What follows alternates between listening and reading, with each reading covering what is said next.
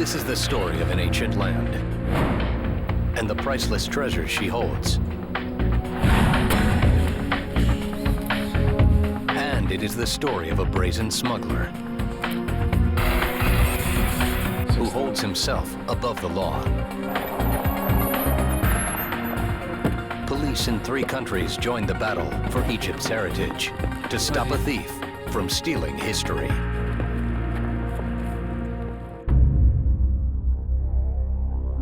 When crimes are committed, an international organization unites police officers to deliver justice. Interpol investigates.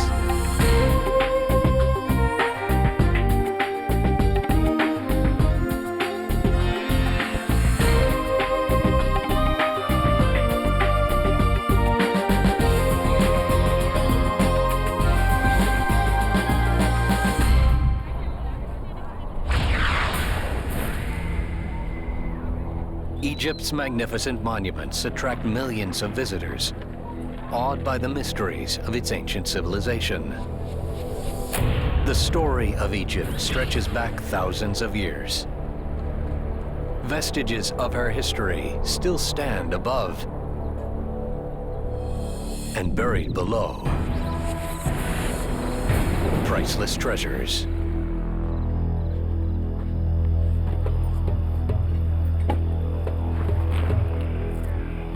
Hundreds of tombs, some known, many still undiscovered, hold antiquities in darkness.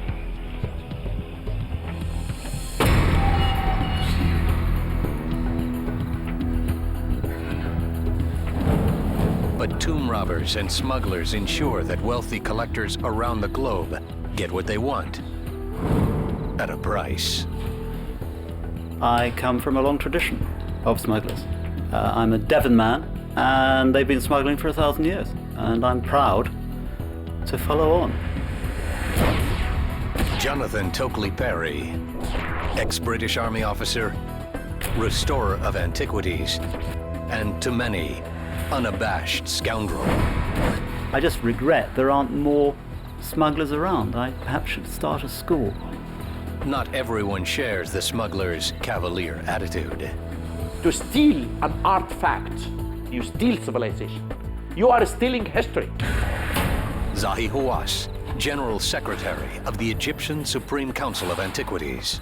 These monuments do not only belong to Egypt, but belong to the people all over the world. This is the heritage and the culture of everyone. These monuments may belong to everyone, but Hawass and his colleagues are determined to keep them on Egyptian soil. It is not easy when there is lots to steal, and with rampant corruption, many ways to steal it.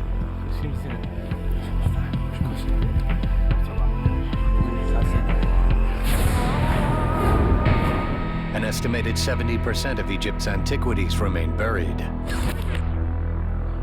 Egyptian law prohibits any newly discovered items from being traded or even possessed by Egyptian citizens. In fact, if an Egyptian finds an artifact on his land, he must hand it over to the government, who can in turn seize the land. But in a country where the average income is less than $2,000 a year, many people turn to the black market to keep their property and to make a little cash. If a builder uncovers ancient artifacts or ruins, they must contact the government, who can then shut down their building site. Many rebury the find and seal it in concrete to protect their building project. But even with the promise of some easy cash, most Egyptians are content to protect their property by quietly hanging on to their finds.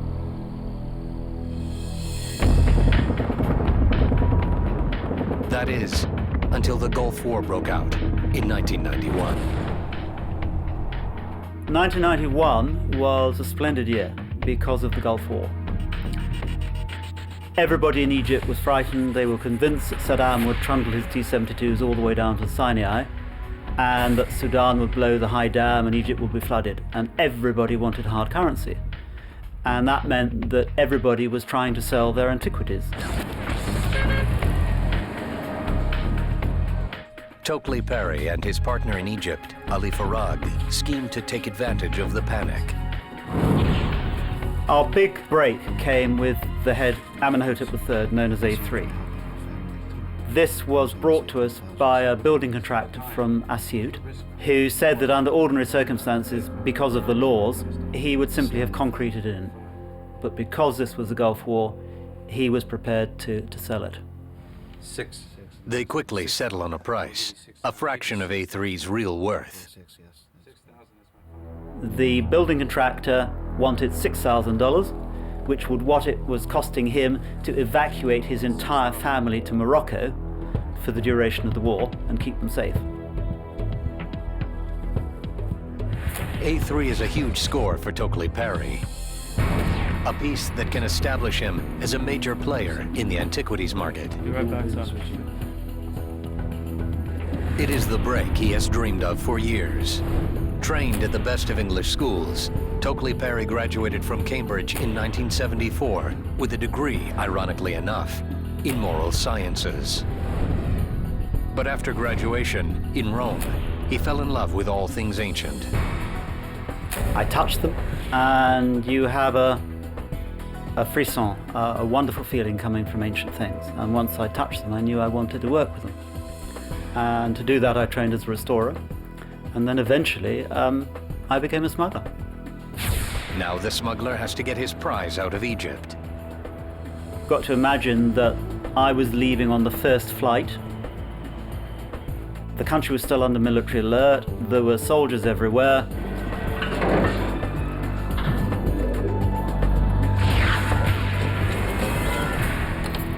In his room at the Windsor Hotel in Cairo, the art restorer uses his skills to conceal his crime. To prepare something for transport, my first task was to coat it in a conservation plastic called B72. This protects it completely. If he can make the ancient pharaoh's bust look like a replica bought at a bazaar, he'll slip through customs. On top of the plastic, I simply put on a plaster nose, plaster chin, plaster eye. Then I would gild it with gold leaf, and then on top I could paint the decoration, the lines of the eyes, the stripes of the hair, and so on.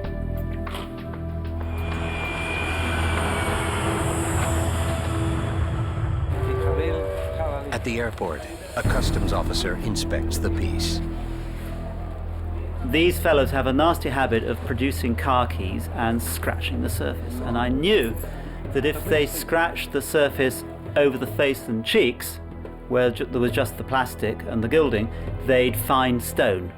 And that would have buggered me. That would have been the end. So when he produced his key, I had to persuade him to go down and scratch at the bottom where I put a full space on, specifically for him to scratch.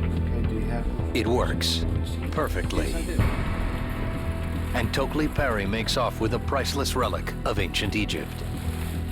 One he believes is better preserved by collectors in the West. Getting A3 through customs was probably the most difficult thing I ever had to do. I have never, ever done anything to harm an antiquity. I have saved things from Egypt that would be concreted in. This English guy, he's saying something that doesn't make any sense. You cannot steal and say, I'm stealing these monuments because this country do not know the value of it.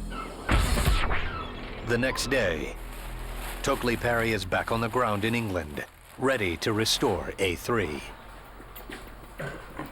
When he dips the bust in a mild acetone bath, the gilding, paint, and plaster dissolve, revealing the treasure beneath. When I brought out A3, it was clear I had an object that was wonderful, absolutely wonderful. It was way above anything I'd ever had before, and I had no idea how to sell it and no idea what it was worth. And it was clear I needed to contact a dealer in that bracket. To find that dealer, Tokely Perry looks to New York. Frederick Schultz is considered one of New York's most prestigious art and antiquities dealers. When he hears about A3, he agrees to help sell it. But he and Tokely Parry face a huge obstacle. Egyptian law forbids the sale of antiquities unearthed after 1983. Reputable dealers avoid items that don't come from a recognized collection. One of the things to do was to create an old collection. That is, to give the idea that these objects had come from a collection that had suddenly come to light. So Tokely Parry invents the Thomas Alcock collection. Alcock was a relative of Tokely Parry, a civil engineer who worked on several continents in the 1920s. It's a game that's played. Everybody understands it. And I very much doubt if anybody is ever deceived by old collections in the antiquities world. Using Victorian-era paper tags, Tokely Parry makes fake collection labels for A3 and several other pieces. He dabs the labels with tea bags, then bakes them to give them the yellowed and brittle appearance of age.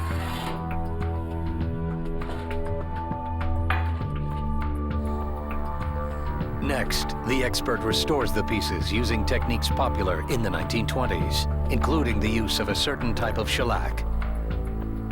The rest is up to Frederick Schultz in New York.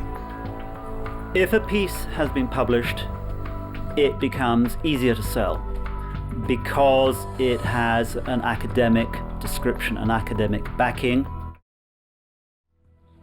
Schultz meets with a renowned Egyptologist. Frederick.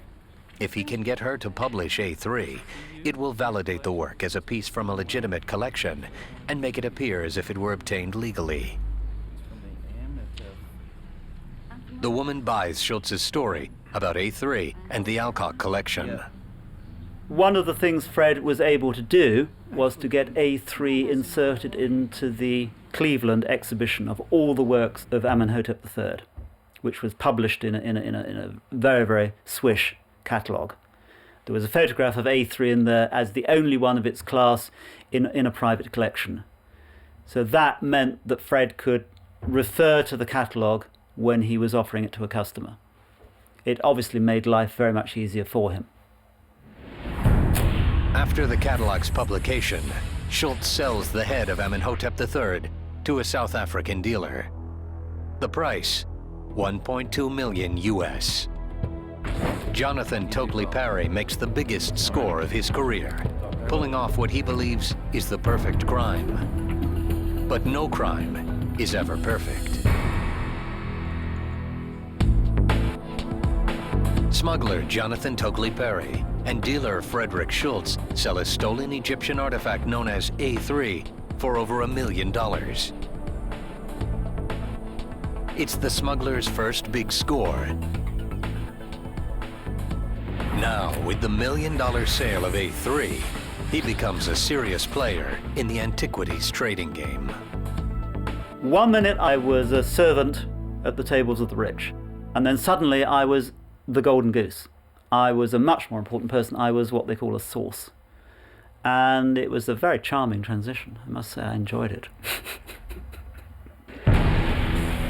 He has operated under police radar for years by maintaining a small operation and watching every detail. But as the smuggler's business grows, that becomes impossible. He has to bring in conspirators.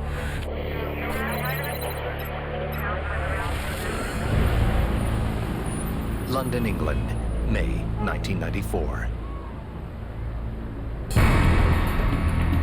A man walks into the British Museum and asks for an appraisal of a remarkable find. It's only very rarely that somebody comes in with a piece which is quite interesting and dramatic.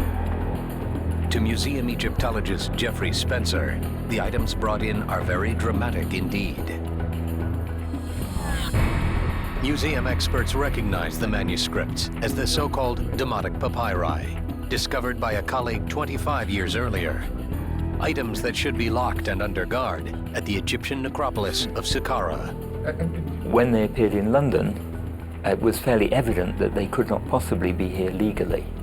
They had to be brought out of Egypt secretly. We then got in touch with Scotland Yard Arts and Antique Squad, and they were very interested in the case, particularly, of course, as we were still holding the demotic papyri. We still had the stolen goods, and we knew the name and address of the person who brought them in. At Scotland Yard, Sergeant Richard Ellis, head of the Art and Antiquities Squad, investigates Andrew May, the man who brought in the papyri. May lives in Barnstable, in Devon County. And the Barnstable police are already looking into one of May's neighbors.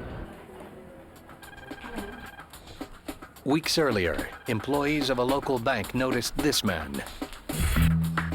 Mark Perry had been making regular deposits of £500 cash every Monday. Thinking Perry could be a drug trafficker laundering money, the bank employees contacted Devon Cornwall police.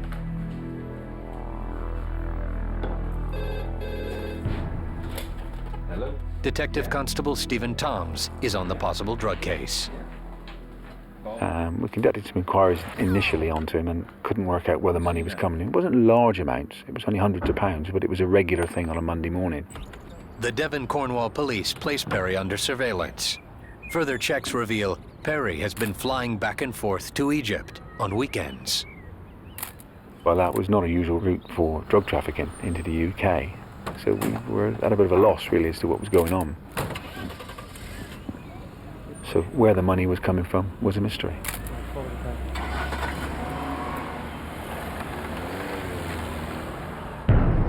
The mystery unravels with the call about the demotic papyri. Mark Perry's neighbor, Andrew May, rents a workshop to Jonathan Tokely Perry, whom police know only as a restorer of antiquities, who recently reported the theft of a valuable Egyptian statue.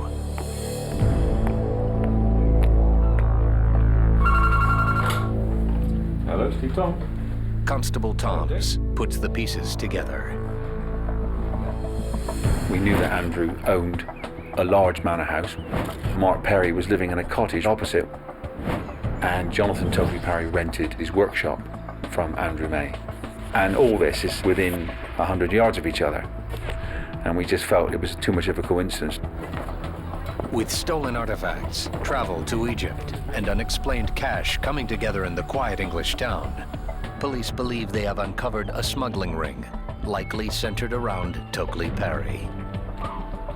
It was not a huge leap to come to the conclusion that Jonathan Tokely Perry was the likely source of the papyrus. Constable Toms assists the Metropolitan Police in executing searches.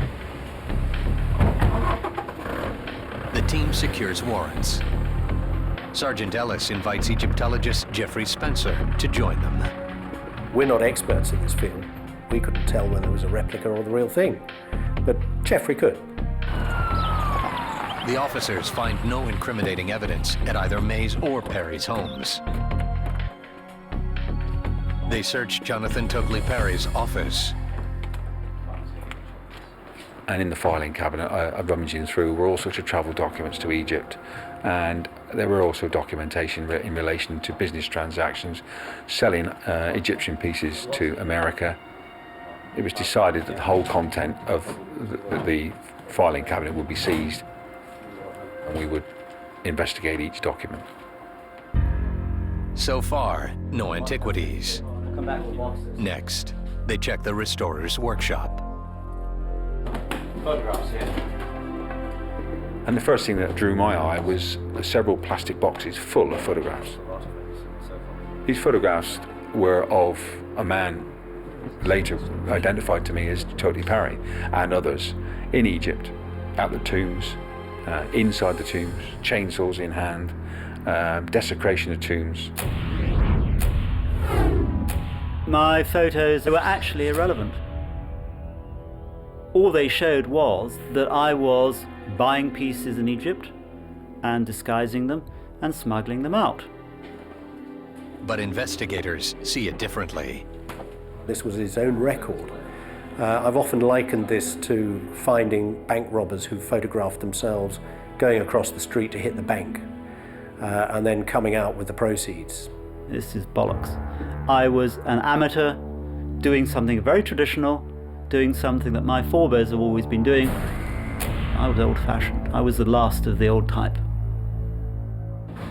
The photos are only the beginning. Investigators finally hit pay dirt and call in Jeffrey Spencer.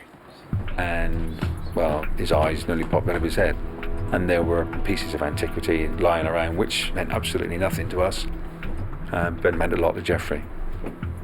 There was a head of a queen in a grey stone, quite sizable. There were a number of small antiquities. We found in his workshop moulds which had been made from genuine objects which he was then producing replicas of. The team confiscates everything as potential evidence. Police then move on to Tokely Parry's current home, 20 miles away in Iddesleigh. Inside, no one is home. Tell them please to turn off that blasted alarm. But investigators quickly discover more antiquities. They appear to be genuine and illegal. There we found some more crucial pieces as regards evidence. 2 large pieces of stone relief carving from an Egyptian tomb of the Old Kingdom. And they were found in black wooden boxes. The reliefs are typical of those found on the false doors of tombs. At the exact moment investigators are searching Tokely Parry's home, the suspect is on his way home from the airport. He's just flown in from Egypt. For Jonathan Tokely Parry, his timing couldn't be any worse. On June 28, 1994, as British police search the cottage of antiquities smuggler Jonathan Tokely Parry, their suspect walks right into the room. On my 65th trip, I got back to my cottage and the door was opened for me by the police. And I thought I'd been burgled. Tokely Parry remains calm, convinced he is safe from prosecution, as he speaks with Sergeant Richard Ellis.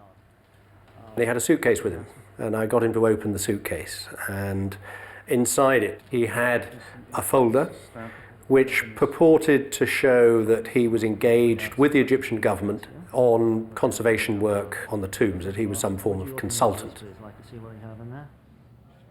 Also inside the case is a freshly unearthed artifact. Now, this was a genuine antiquity.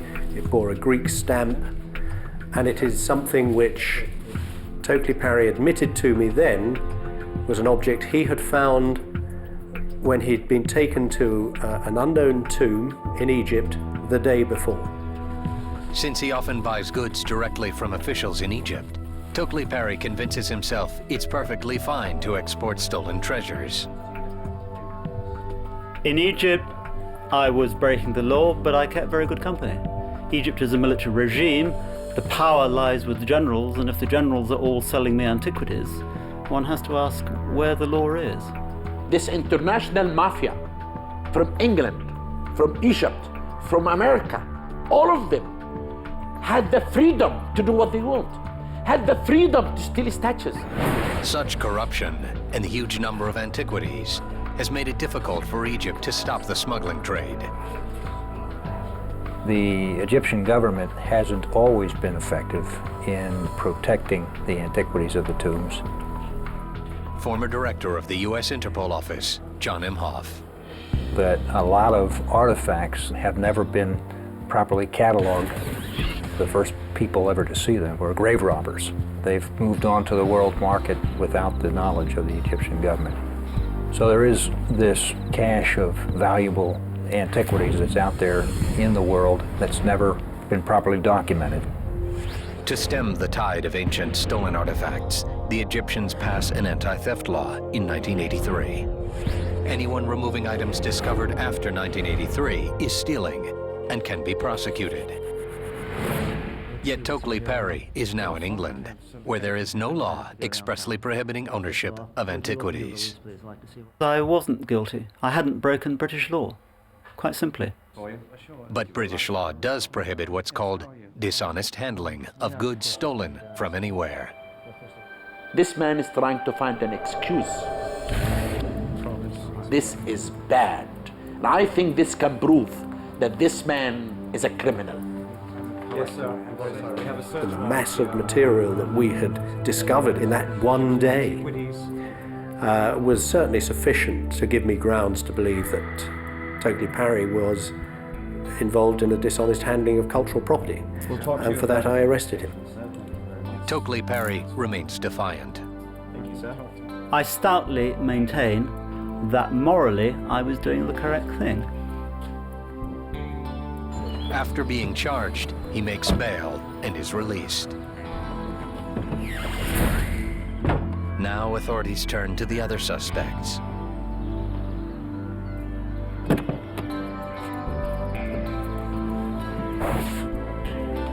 They interrogate Mark Parry about the regular cash deposits he has been making. Facing jail time, he turns on the others. He admits that Tokely Parry pays him to make the weekend trips to Egypt and either bring antiquities back himself or ship them back to England.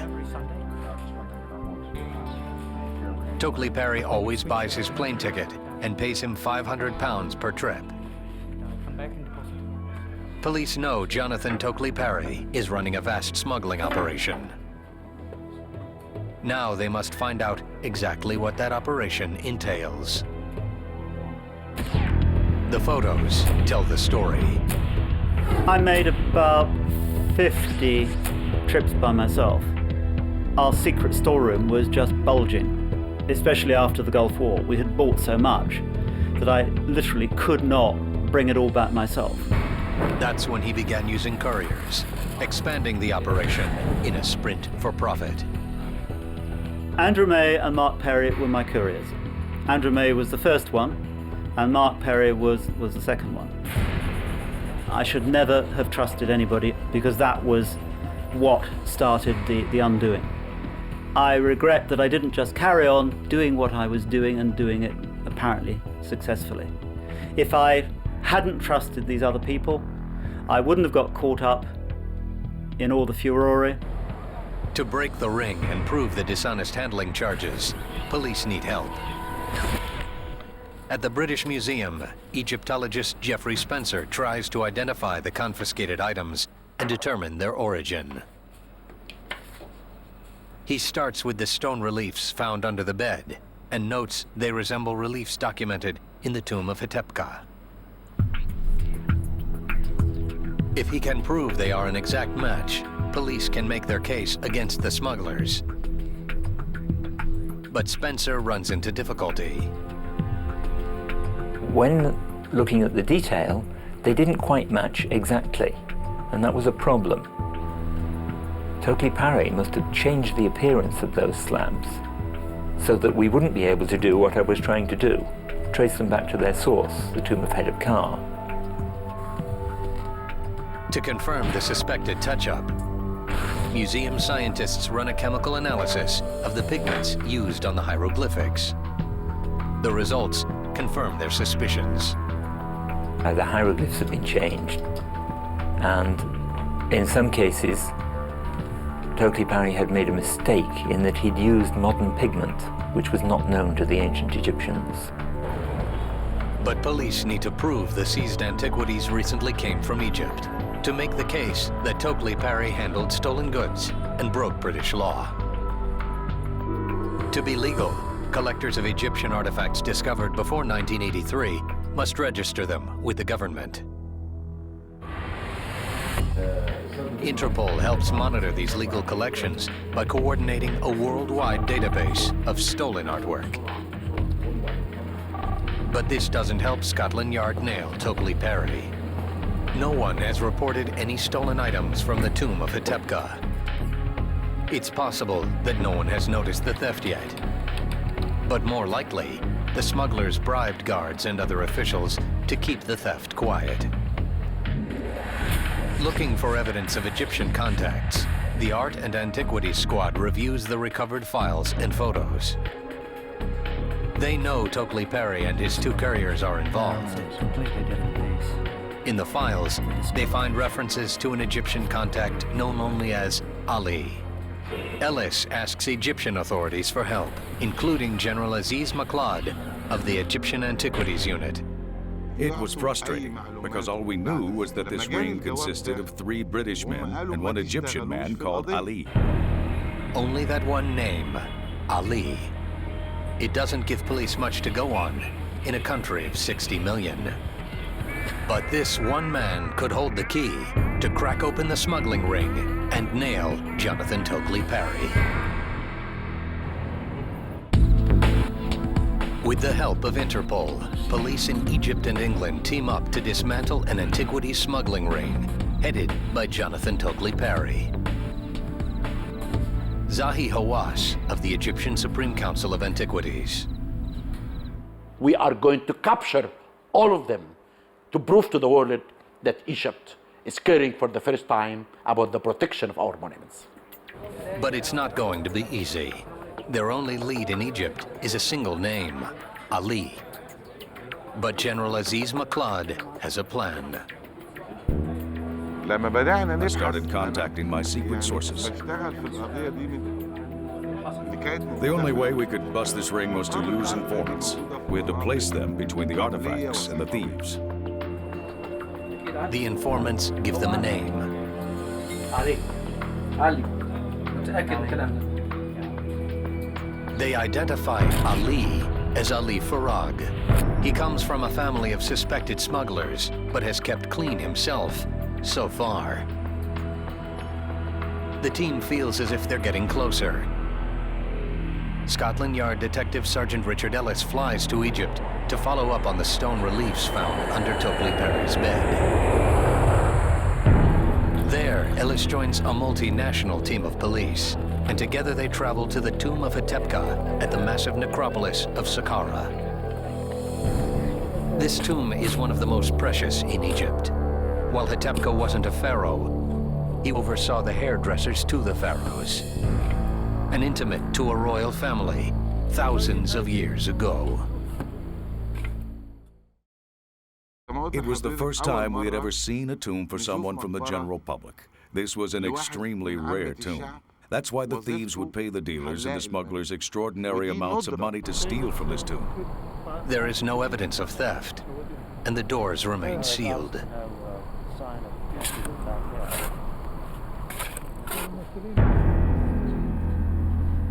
But once inside, their worst fears are realized. Not only are the reliefs from the false doors gone, nearly everything else is too.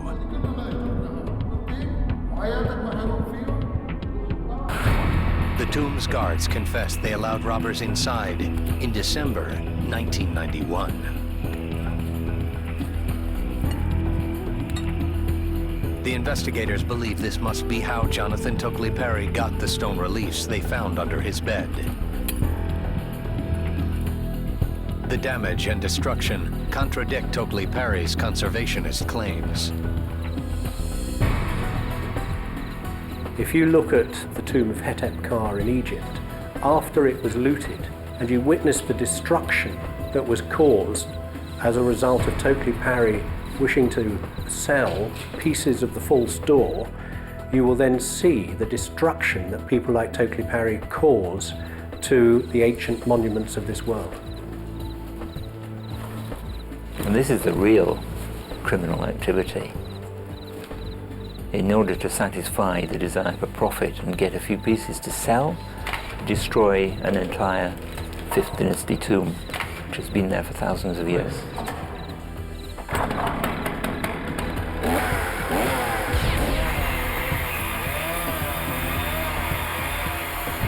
After emptying the tomb, the robbers resealed the doors and disappeared. To solidify the case against the robbers and smugglers, Egyptian antiquities police look for evidence of other thefts. They reopen other tombs in Saqqara and find that the looters have been busy throughout the ancient site. Jonathan Tokely Perry may be out on bail, but he is still running his smuggling operation. He gets word that a stele, a stone burial slab inscribed with a tribute to the god of the underworld, Osiris, is available on the black market. It is a piece Tokely Perry cannot pass up. He contacts American dealer Frederick Schultz.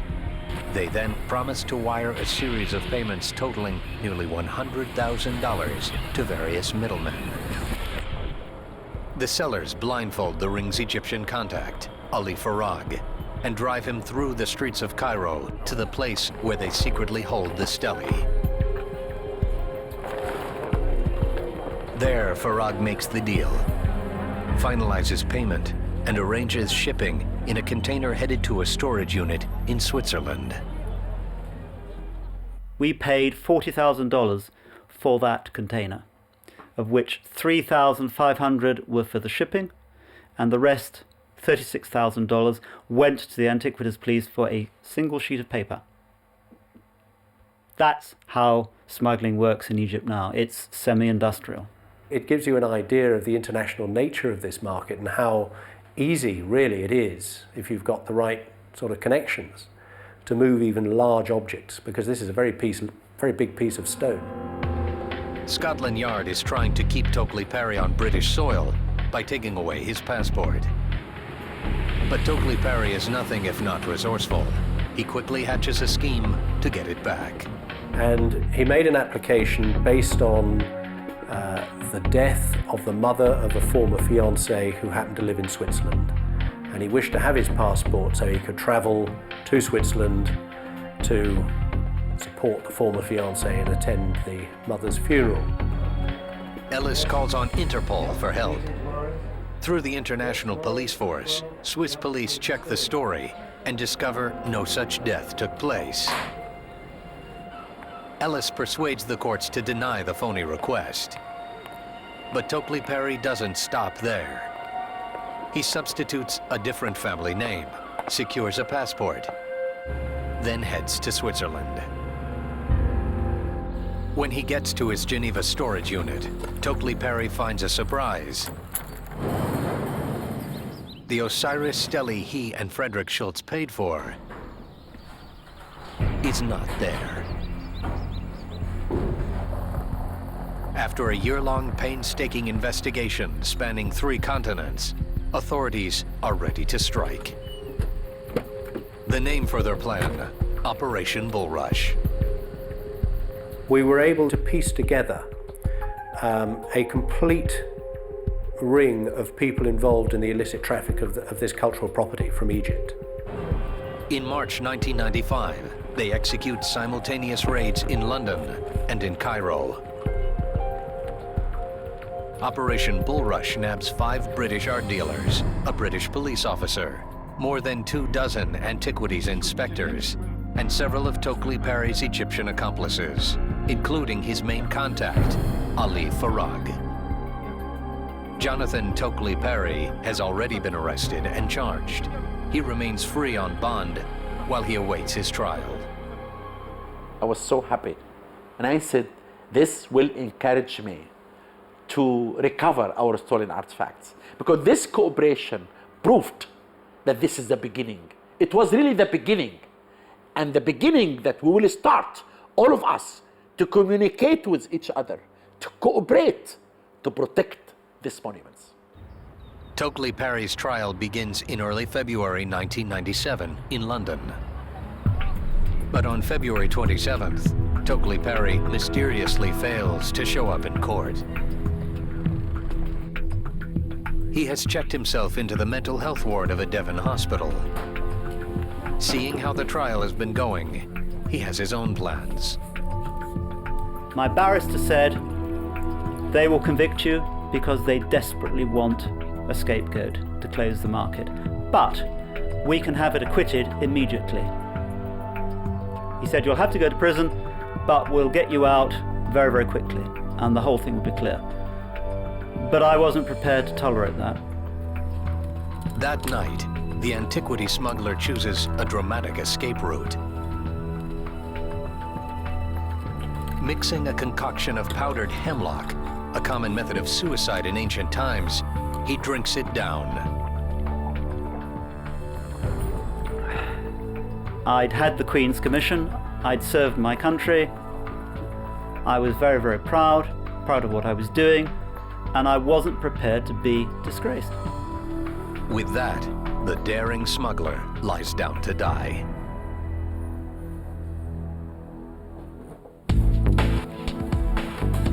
While on bail during his trial, notorious smuggler Jonathan Tokely Parry checks himself into a mental ward in Devon, England, drinks hemlock, and awaits his death.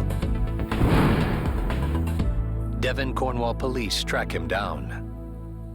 Mr. Tokely Parry, wake up. Mr. Parry, wake up. Mr. Parry. Mr. Tokely Parry. Mr. Parry, wake up. You all right?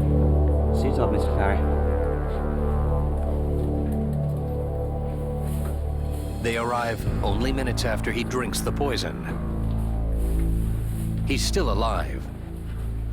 Thinking he is merely groggy from sleep and sedatives, they take him in. I was quietly dying, contentedly in hospital, knowing that I would be dead within an hour and a half. And then the police arrived and said they had to change my bail conditions. So they dragged me down to the police station. And by the time they got me back, I was halfway into coma, and they took me into intensive care. They had no idea what was going on. Hemlock kills by slowly paralyzing the body's muscles. When the lungs stop, the person suffocates. At this point, Tokely Parry is still conscious. I counted 52, I went black, and I thought, well, that's that. I didn't know about the thing called the intubator, which is a tube they put down inside the lungs to keep the lungs working. They didn't know what was going on, but they kept me alive with this intubator for 3 hours until the hemlock wore off. And I woke up again. Not a happy boy. With Tokely Parry brought back from the dead and vowing not to attempt to take his life again, a new trial begins. On June 18th, 1997, Jonathan Tokely Parry is found guilty of secondary dishonest handling and sentenced to 6 years in prison. In Egypt, he is tried in absentia, along with 11 co-defendants. All are found guilty and sentenced to 15 years hard labor, which Tokely Parry will have to serve if he ever returns to Egypt. I should only have had 18 months, 2 years sentence. But they gave me 6 years to set an example. Egyptian authorities welcome the example and hope to make it a rule. This is important. This is a part of our heritage. But there's a final missing piece of the puzzle. The Osiris stele that Tokely Parry believed was shipped to Switzerland.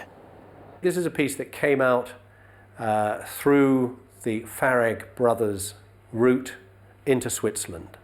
And from there it was sold to a dealer who subsequently sold it into France, and from France it made its way to New York. New York FBI agents trace the piece along its winding path. Their pursuit pays off when they finally find the stele at the Fifth Avenue apartment of a wealthy collector. He bought it for more than $200,000, but he never checked on its legality. The agents confiscate the stele to take it home to Egypt. In 2002, Frederick Schultz, the smuggling ring's New York arm, is found guilty of smuggling stolen property. A federal judge sentences him to 33 months in prison. Despite the relatively light sentences for Schultz and Tokely Parry, the case has a profound effect on the world's antiquities market. Smuggling antiquities is no longer tolerated, at least in England. As a result of my trial, the London market took fright and largely transferred to Paris and Switzerland.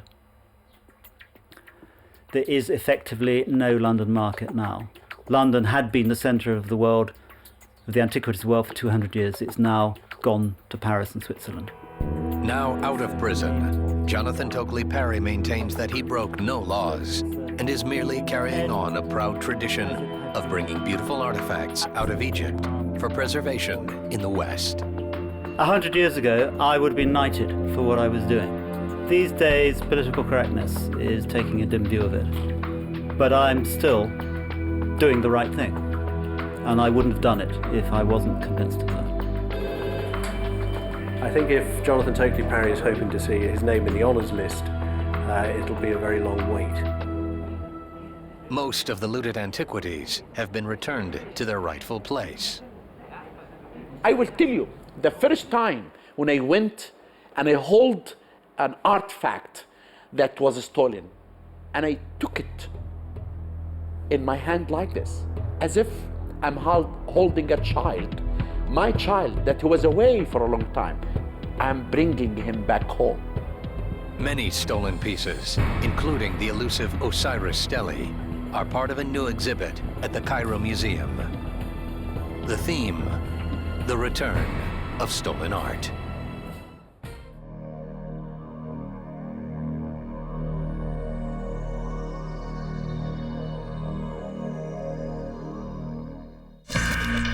This is the story of an activist who pleads for peace in public, but privately holds a sinister secret. It is the story of a young woman who risks everything to break free, and police around the world who vow never to stop until they avenge one man's fatal compulsion. Jurisdiction, the world. When crimes are committed, an international organization unites police officers to deliver justice. Interpol investigates.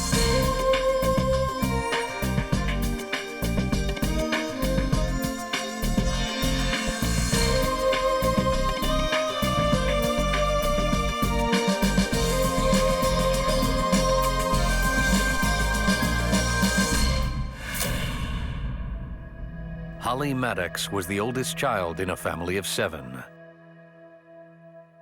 She grew up in a middle-class home in the town of Tyler, Texas.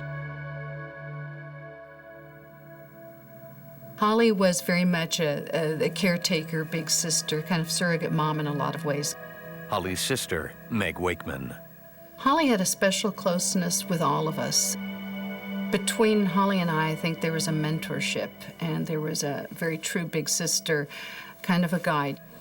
Holly loved the arts, and in 1965, she left her family behind to study at Bryn Mawr College outside of Philadelphia. It is the early 1970s, and Philadelphia is a haven for artists and freethinkers of all types. Most notably, among them is Ira Einhorn, a man who rose to prominence during the 60s peace movement. He taught at the University of Pennsylvania. A self-styled guru of the decade of peace and love, Einhorn preaches nonviolence, campaigns against the war, and lectures to packed houses. He even claims to have created Philadelphia's first Earth Day in 1970, a claim widely disputed today. He's a respected intellectual, revered by the faithful. And although Holly doesn't know it at first, he's very, very dangerous. After she graduates from college, Holly meets the man who calls himself the Unicorn.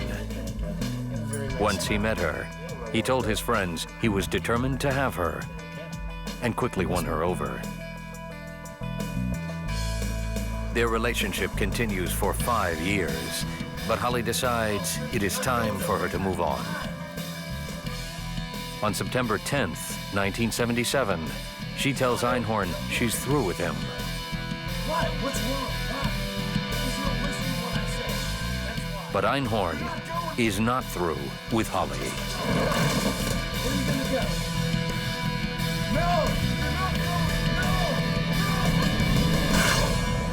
Over 1,250 miles away, in Texas, Holly's family becomes concerned. She has always kept in touch with them, writing letters frequently, but her last few letters trouble her family. Her letters about Ira were always, Ira did this and Ira did that, and I think there was something underlying it that made us wonder, but what about you? It wasn't their relationship, it was all about Ira. It went into the dynamics of possession, and I don't believe she knew at that point how much of a possession that she was to him. And we didn't really know how to tell her, you need to get out and you need to run as fast as you can away from this man. But then, Holly's letters stop completely. They haven't heard from her in weeks, and she's missed family birthdays, which she never does. Here it was the early middle of October, no birthday cards for the 3 birthdays in October. Don't trust him. There were no phone calls, no letters or anything. So this was very odd. We knew that something must have happened. So Mom tried to call her. The last number they have for Holly is at Ira Einhorn's.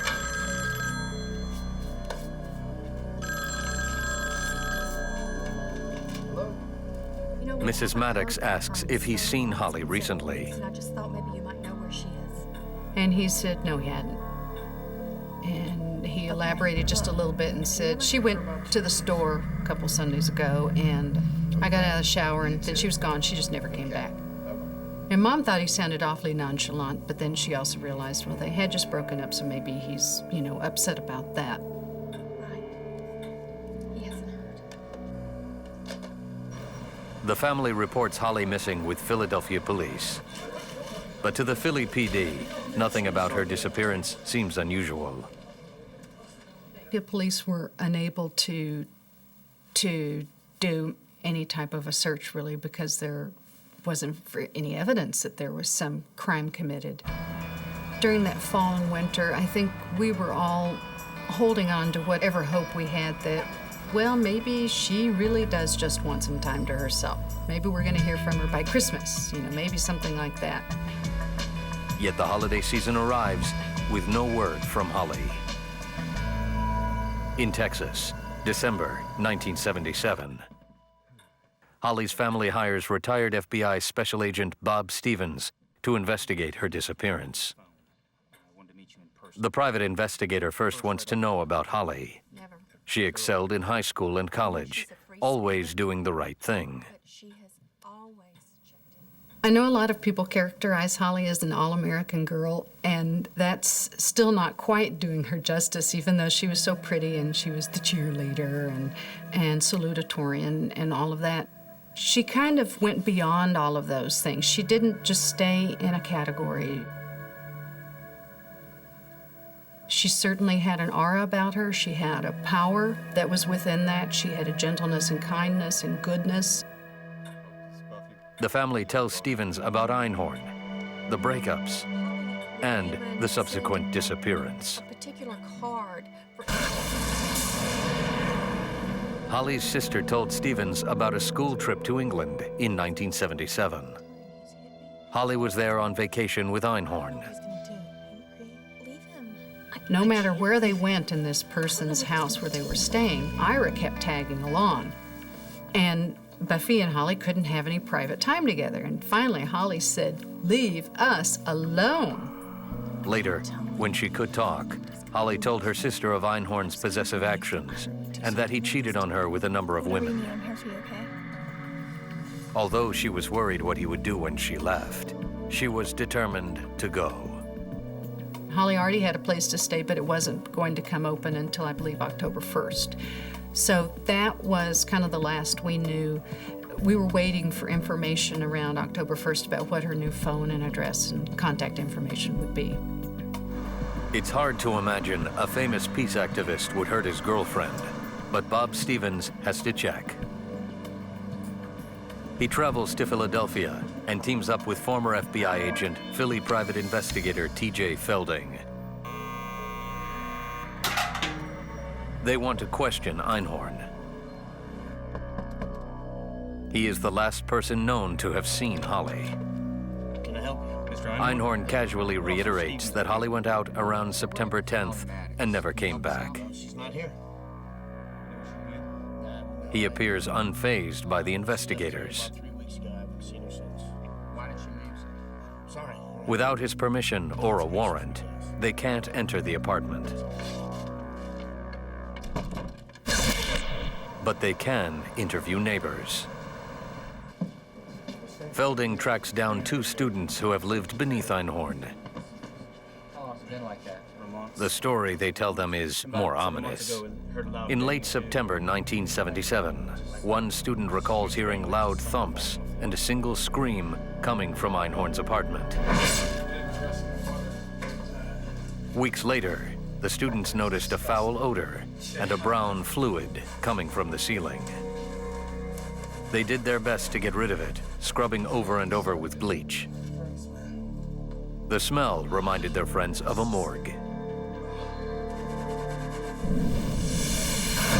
The building's landlord tells the PI the area above is a closet in Einhorn's apartment, and that he had tried to find whatever was causing the smell. But Einhorn refused to let him into his apartment, saying he had important papers to protect. It all seemed odd to the landlord, but this was Ira Einhorn, so he didn't force the issue. Felding takes the case to Philadelphia police homicide detective Michael Chitwood.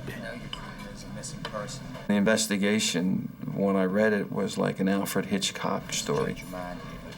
There was suspense, there was sex, there was violence, and in my opinion, there was murder. Chitwood believes Einhorn killed Holly in the apartment, but suspicion based on a private investigation is not enough for an arrest, especially with such a high-profile suspect. My job was to re-interview everybody and develop enough probable cause to obtain a search warrant to go search Ira Einhorn's apartment. The warrant application has to be perfect. He was a big deal at Penn, he was a big deal at Harvard, he was associated with the Abby Hoffmans and Jerry Rubins of the world. Amidst the political turmoil of the late 70s, false accusations against a leader of the peace movement would trigger a terrible backlash against the cops. Chitwood compiles witness statements about the stain, floor plans of the apartments, bank records that show over $20,000 untouched in Holly's account since that September. Everything suggests she was killed then and held at one time in Einhorn's closet.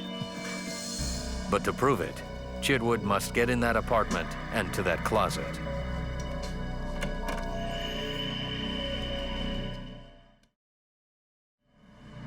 March 28th, 1979.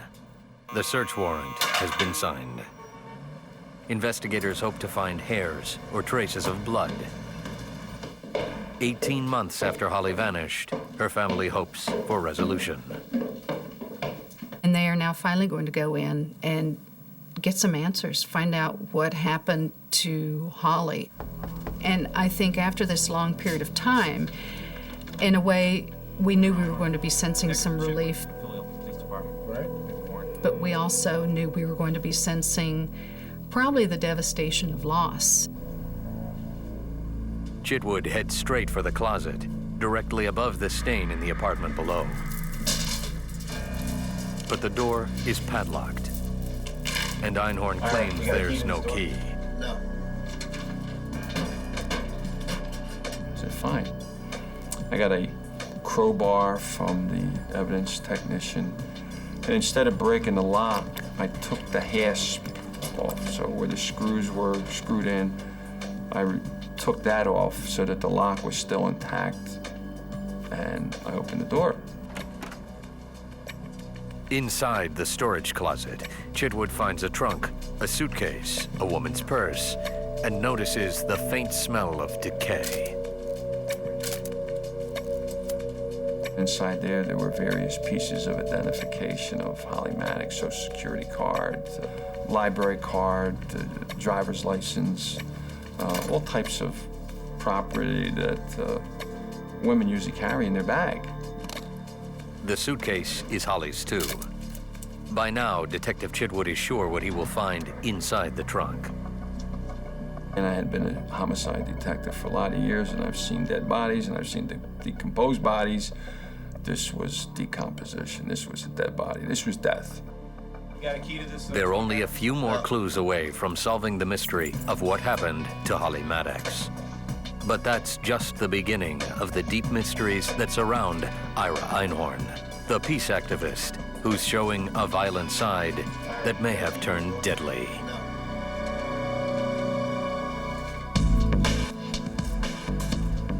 In March 1979, Philadelphia police searched the apartment of peace activist Ira Einhorn after the mysterious disappearance of his girlfriend, Holly Maddox.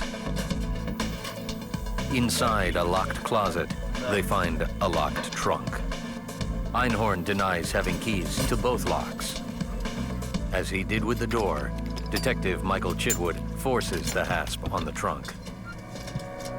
It's packed full. On top, a Philadelphia newspaper dated mid-September 1977. That was the date we were focusing on. That's the date she disappeared. Now we got a steamer trunk. We got the smell of death. And I figured, uh-oh, this is for real, this is it. Under more papers, a mummified human hand.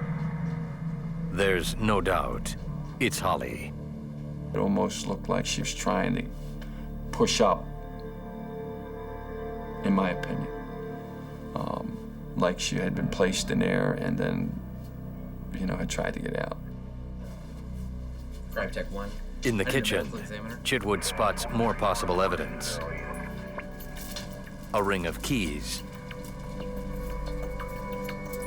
The ones Einhorn denied having. One key fit the padlock to the closet door. The other key fit the lock to the steamer trunk. As far as I was concerned, that was the slam dunk. That was the home run because he had denied he had the keys, didn't know where they were. In spite of the overwhelming evidence, police are shocked.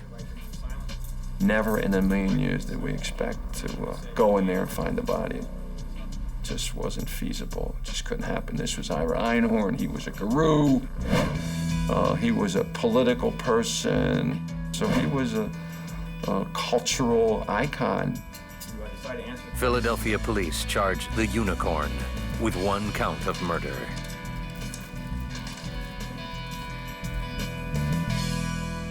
At autopsy, the medical examiner uses dental records to confirm the body is Holly Maddox. Yes, please. She was killed by at least 6 severe blows to the head, which caused multiple fractures. The ME notes that Holly might have been still clinging to life when placed in the footlocker. But still, the police keep asking why. And why would Einhorn keep the body? Forensic psychologist Dr. Chris Mohandy believes it's all about control. What I think drove Ira to kill Holly Maddox was her rejection and leaving him. It was one of these, I'll be the one to say when this relationship ends and how it ends. And thus he took the control back that she was trying to take. And then he added another step to it. Not only are you not leaving me, but you're not leaving me even after you're dead. I'll show you.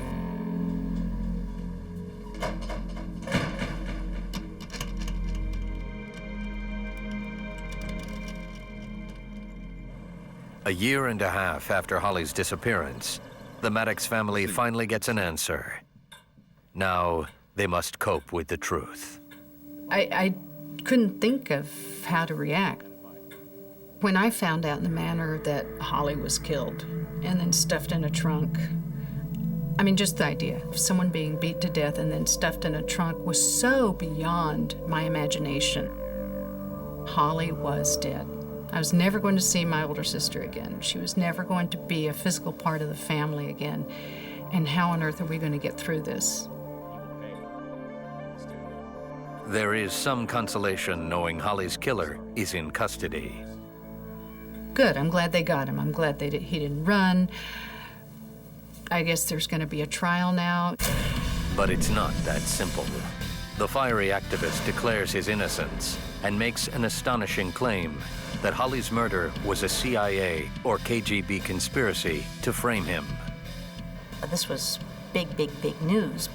Lynn Abraham was the Philadelphia district attorney on the Einhorn case. So he made up the story, and CIA conspiracy theories always are big sellers, so a lot of his gullible friends believed it. They never even stopped for a minute to say, ooh, there's a dead body in this guy's closet. Ooh, I better step back from this. No, they just ran headlong into court, ready to stand up for their guy and say that he was really a wonderful human being. Einhorn is represented by soon-to-be U.S. Senator Arlen Specter. At his arraignment, a wave of high-profile supporters, including investment bankers, university professors, even an Episcopalian minister, testify on his behalf. The momentum somehow sways a sympathetic judge, who, in a shocking move, releases Einhorn on bail. And when that happened and he got out, I said to the DA, he's never going to go to trial. He's going to take off. There's no way in the world that this guy is going to go to trial. He's gone. Because he had connections all over the world. Pre-trial hearings stretch from months to years. Then, on January 14th, 1981, Einhorn fails to appear for a hearing. Officers go to bring him in. Police, open up. But he does not answer his door. What do you know? Everybody was sure exactly what would happen did happen. And it did. He skipped. He disappeared. Desperate to find him, police track Einhorn's last movements. They learn he sold his car and drew most of his money from the bank, leaving less than a $10 balance. None of Einhorn's friends know where he has gone. On the brink of going to trial for murder, Einhorn's back in control. After Ira disappeared in January of '81, that, of course, was another devastating loss. Einhorn has taken his new girlfriend, Anna Jo Williams, with him and left the country. Police worry that Einhorn is drawing in another potential victim. Richard DiBenedetto, chief of the DA office's fugitive unit, now has the case. He checks into Einhorn's girlfriend. A day or so after he fled, the girlfriend got a call from him, and her sister drove her to the airport and she got on a plane. Now, the sister wasn't sure where she was going, but she thought it might have been either England or Ireland. Because Einhorn likely fled the state and the country, the FBI joins the case, and Special Agent Michael Carbonell partners with DiBenedetto. The FBI obtained a warrant for his arrest. It's called unlawful flight to avoid prosecution.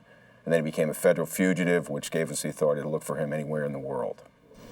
To best do that, the Philadelphia police and the FBI need Interpol. At the time, John Emhoff was the head of Interpol US. When I first came to Interpol, Ira Einhorn was a premier fugitive from the United States that we wanted to see brought to justice. He was a high priority because of the heinousness of the crime. He was somebody who was in the public eye, and basically he was thumbing his nose at society, saying, I can do as I please because of who I am. Right away, Interpol issues a red notice, their highest priority fugitive alert.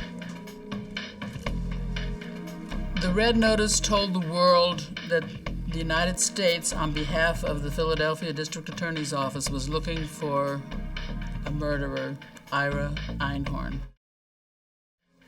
U.S. Department of Justice Interpol liaison, Mary Jo Gruttenrath. It gave them his picture, his fingerprints, his physical description, as much as we knew about any habits of his that might help the police to locate him. Di Benedetto and Carbonell begin with Einhorn's collection of addresses, confiscated during the search of his apartment. Second place is The manhunt won't be easy. The famous fugitive has more than 350 contacts in over 20 countries. Boston. Fugitive investigations are difficult enough domestically. They're twice as complicated when you have to deal across international borders. So the officer needs to have somebody they can reach out to, and Interpol puts his badge out and makes it an international badge for him. But even with Interpol's help, months pass. Ira Einhorn is out there, somewhere, seducing new supporters, perhaps trolling for new victims. Einhorn is really your prototypical cult leader personality. He's charming, he's narcissistic, he's psychopathic in that he's enjoying of using people. And those are the same characteristics that guys like Jim Jones, David Koresh, Charlie Manson, they all have those types of characteristics and feel it's okay to use all these people, and they're very adept at finding people to use. In a way, Einhorn had his own little cult going on. Ira had a unique ability to attract women. I can't explain why. And he always, always, always took up with pretty women who had money. He wasn't interested in poor girls. They were not in his galaxy of interest. He always picked up with women who could support him. In this way, the fugitive remains well-funded, protected, and hidden from police. While the search for Einhorn continues, police delve into his past for clues. They find ex-girlfriends who tell of terrible abuse, especially when they try to leave him. Abusers like Einhorn do not like rejection. And that moment of deflation is a very dangerous moment because they don't like to experience that feeling. They'd rather feel powerful and in control. The only way to restore that in that moment is to become extremely violent. The Philadelphia police and the FBI are desperate to catch Einhorn, not just to bring him to trial for Holly's murder, but because he might also kill Anna Jo Williams if she tries to leave him. Once a person has crossed the threshold of taking a human life, there's nothing holding him back. He's got no remorse, there's nothing to stop him from doing it. The threat to Anna Jo Williams is very real. Police fear Ira Einhorn is not yet finished. After police discover the mummified body of Holly Maddox in Philadelphia, Interpol and police around the world search for her suspected killer, famous peace activist Ira Einhorn, who jumped bail. Philadelphia police and the FBI comb through evidence collected from Einhorn's apartment. Some of the most disturbing pieces of evidence are Holly's journals. Her writing reveals details of a terrifying and abusive relationship. Holly's sister, Meg Wakeman.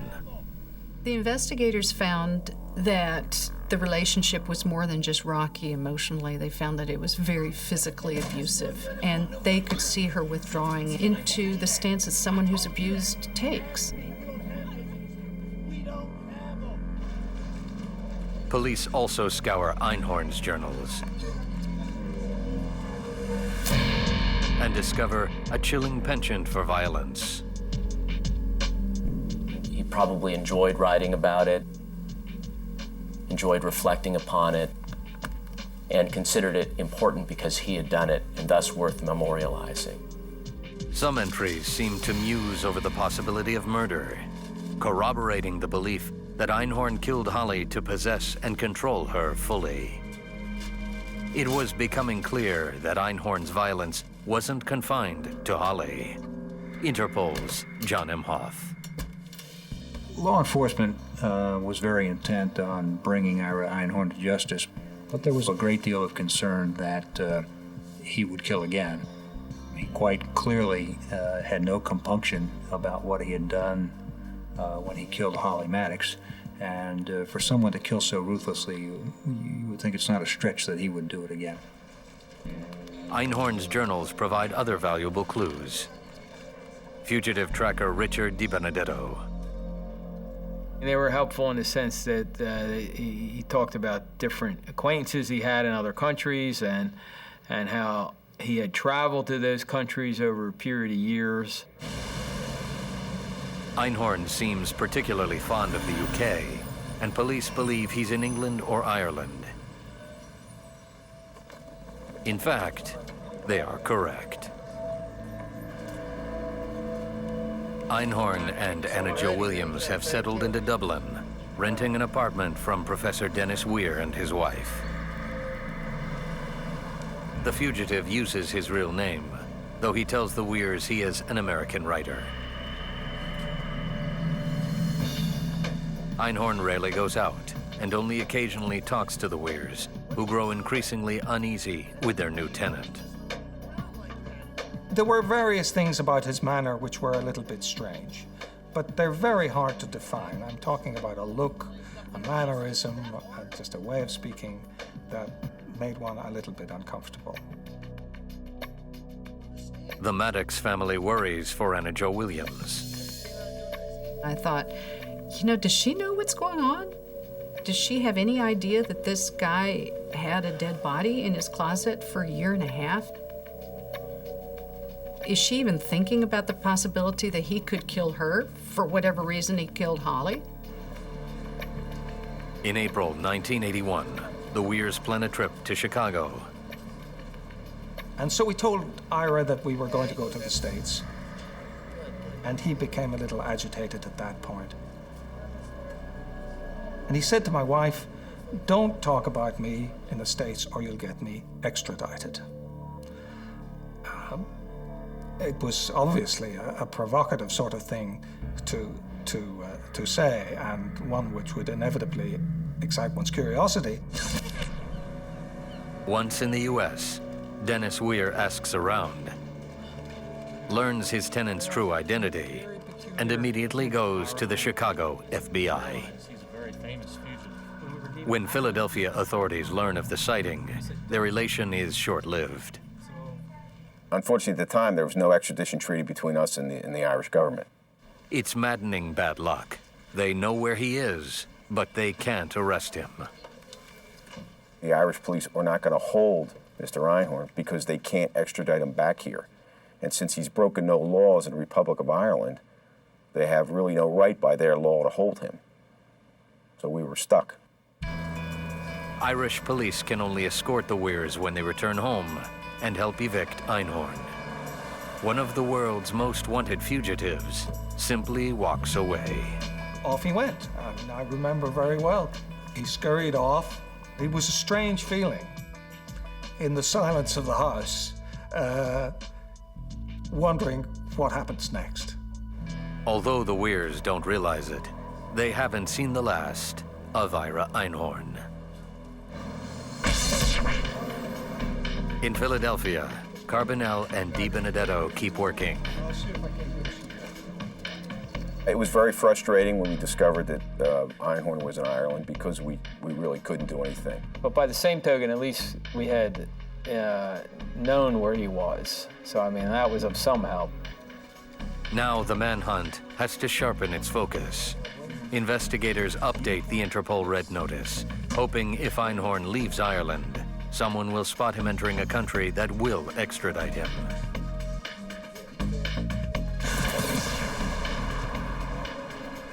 With Einhorn's trail still hot, they immediately dispatch a detective to Dublin to ask questions. He cannot act under any authority, and if he runs into Einhorn, he can't arrest him. No one knows where Einhorn and Williams are now, but one neighbor says she recently got a letter from Williams. The letter itself contains no clues, but the envelope is postmarked from Wales. Investigators have tracked Einhorn from Philadelphia to Dublin and now to Wales. Tipped by a local innkeeper, Scotland Yard tracks Einhorn to a Welsh inn. The innkeeper recognized Einhorn from a TV program, but by the time the authorities arrive, the fugitive is long gone, and he's left no trace. For Holly Maddox's family, it's more terrible news. That was another devastating loss because there was the potential to have some type of closure within a reasonable period of time. Now they must keep waiting. Di Benedetto vows not to let the family down. Well, my gut feeling was that he was probably still around and somewhere in Ireland, maybe out in the countryside at this point or something. At the time, Dennis Weir teaches physics at Dublin's renowned Trinity College. In May of 1985, as he leaves the cafeteria, he runs into the fugitive. I had this direct eye-to-eye confrontation with him.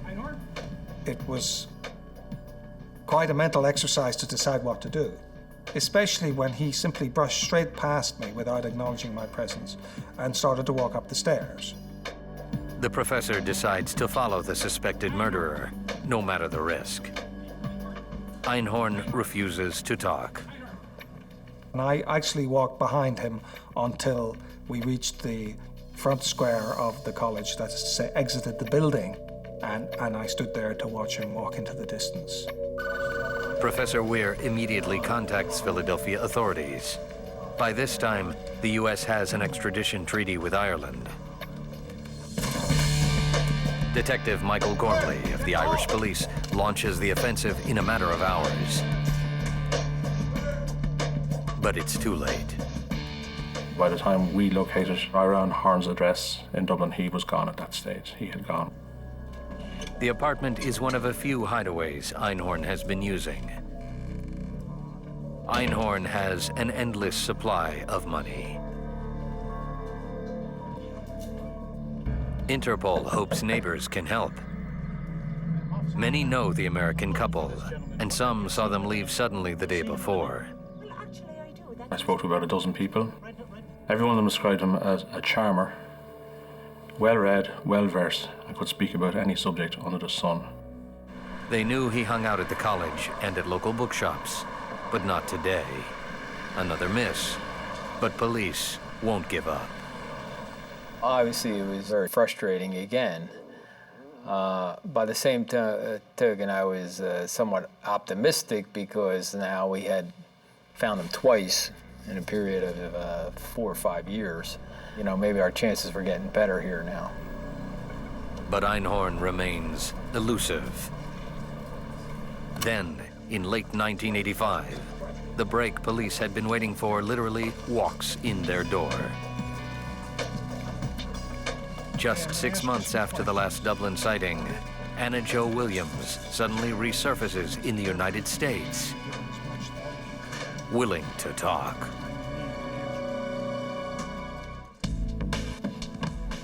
Fugitive and murder suspect Ira Einhorn is last seen in 1985 in Dublin, Ireland, where he lived with his American girlfriend.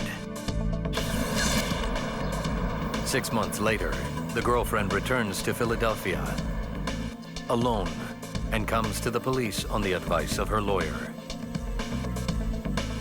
This might be it, if Anna Jo Williams will lead them to Einhorn. She dashes their hopes, saying she doesn't know where he is, since they separated in Ireland. He was becoming more violent towards her, and she got scared. Luckily, he decided she was a nuisance to him, and he threw her out. But she offers police 2 solid leads. One is that Einhorn kept contact with a rich heiress in Canada.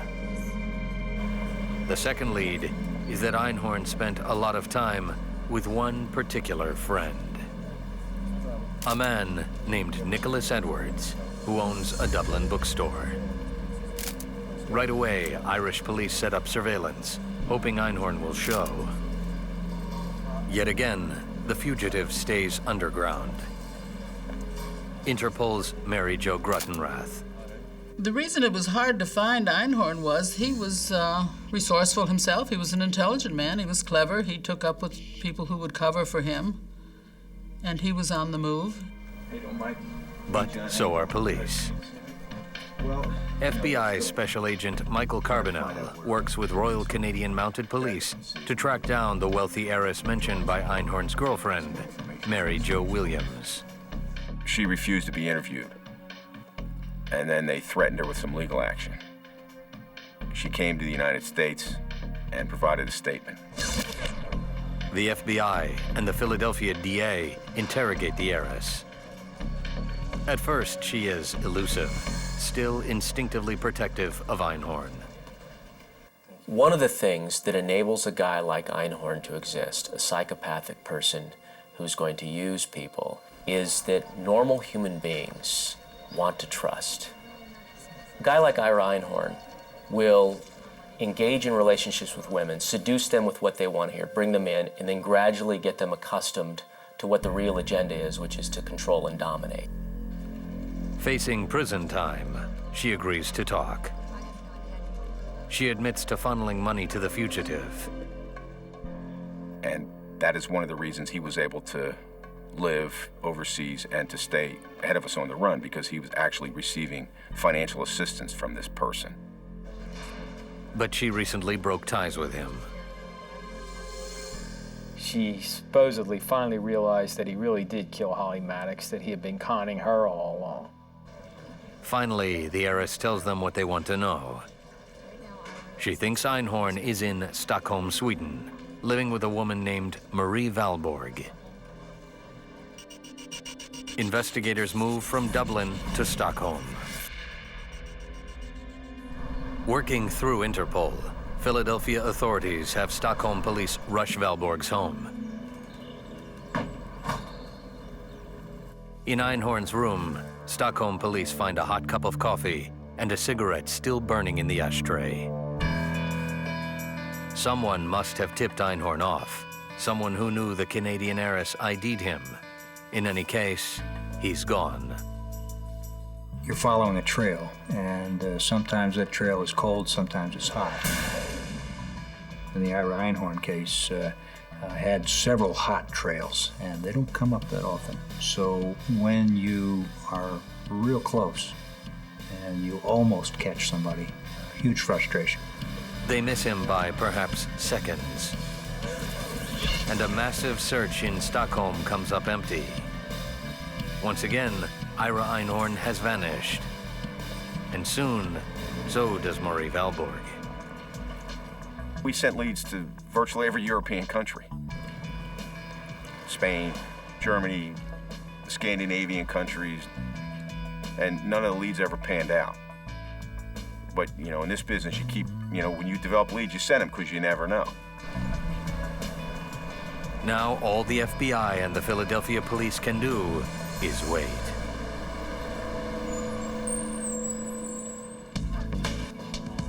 Almost 11 years after the brutal murder of Holly Maddox, her killer, Ira Einhorn, remains on the run. The grueling wait for answers takes its toll on Holly's parents. Even though it damaged their health, certainly, it took years off their lives. It hurt them so much to the core that they couldn't even heal from deep inside. We were angry that he kept getting away. Both Fred and Elizabeth Maddox die while their daughter's killer is still on the run. The family keeps pressuring the police, and in 1993, a Philadelphia jury convicts Einhorn in absentia of murder. Carbonell and DiBenedetto still have to find him. Weekly, we would meet and discuss what to do, because some things sometimes you just run out of leads. You've done it, you've been over it, there's nothing. It languishes, and we would go back over and re-interview people, and we knew the guy was still out there. Now, they just have to find him. Finally, in 1997, another big break, thanks to authorities' attention to the smallest detail. Interpol Sweden runs a check on Einhorn and his latest girlfriend, Marie Valborg. And this time, they get a hit. A woman named Marie Valborg Edwards has applied for a driver's license in France. Police believe she is living in Champagne-Mouton, France. Well, when this information came to us, Rich and I knew that we had Einhorn. Michael Carbonell and Richard DiBenedetto have worked together on the case continuously for about 9 years. That's the most excited that both of us were on the case, because we were both convinced that he was in France with her. But there's a problem. This house is out in the countryside, and it's kind of isolated. French authorities must go in undercover to get close. What they were doing was, over a period of a few weeks, they were posing as fishermen in a stream by the house. One day, they spot someone there. It's Einhorn. It's now or never. We were concerned that Einhorn would flee once again. We didn't want that to happen because we had never been closer to him. I mean, this was it. On June 13th, 1997, French police raid Einhorn's house in Champagne-Mouton and capture the fugitive, who remains smug, smiling at the cameras. So when the French police actually laid their hands on him and he was in handcuffs, it was a huge moment. It was a huge moment. Rich and I were just ecstatic. It was one of the more satisfying moments of my career. I felt like justice had been served, and I was especially happy for the Maddox family. But it's not over yet. France refuses to extradite Einhorn because he's already been convicted, and they refuse to hand him over if he might face the death penalty. 4 years of legal wrangling commence. The U.S. authorities have to convince the French government they won't seek the death penalty, and they will retry Einhorn. On July 20th, 2001, Ira Einhorn once again sets foot on American soil in Philadelphia, this time in shackles, surrounded by U.S. Marshals. It's been over 20 years since he jumped bail and fled. It was a huge victory for justice just in getting him back here, because everything was back on track as it should have been. On October 17th, 2002, a jury finds Ira Einhorn guilty of Holly's murder and sentences him to life in prison without parole. Thanks to the police work of agencies around the world working with Interpol, Ira Einhorn will never leave prison alive. I wish my parents could have been alive to be in the courtroom to see the verdict come down and realize that their daughter's killer was now not going to have a life of freedom like he had enjoyed and flaunted in everyone's face. But I think all of us all feel that they know it.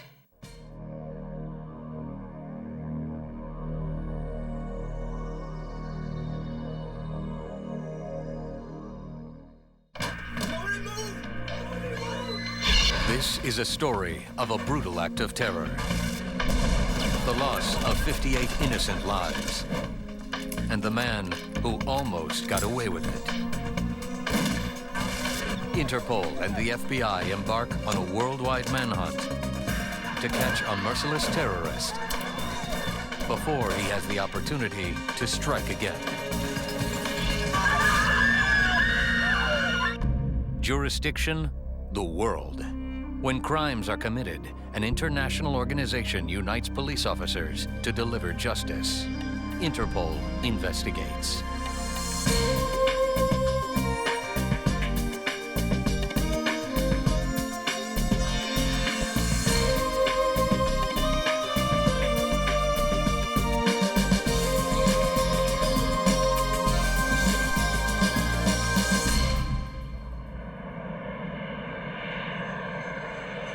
November 23rd, 1985. Athens, Greece. Athens airport is crowded that day, packed with travelers from dozens of countries. 5 months earlier, TWA Flight 847 was hijacked, and one American was killed. Airport security is tightened, but Anthony Lyons, an Australian steel salesman, sees something he doesn't like at the metal detector. And the guy stopped him, and so he put his hand in his pocket and he pulled out the camera, showed it to the guy, and the guy never made him go round back through again. He just said, "Oh, okay." 3 young businessmen follow the man with the camera through the security checkpoint. Like Anthony Lyons, they are traveling from Athens to Cairo. It is a trip they have been planning for some time.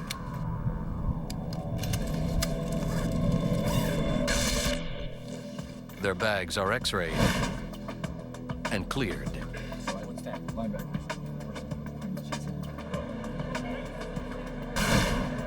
Lyons arrives at the gate to find that the flight to Cairo has been delayed, and notices the 3 businessmen at the end of the line seem agitated.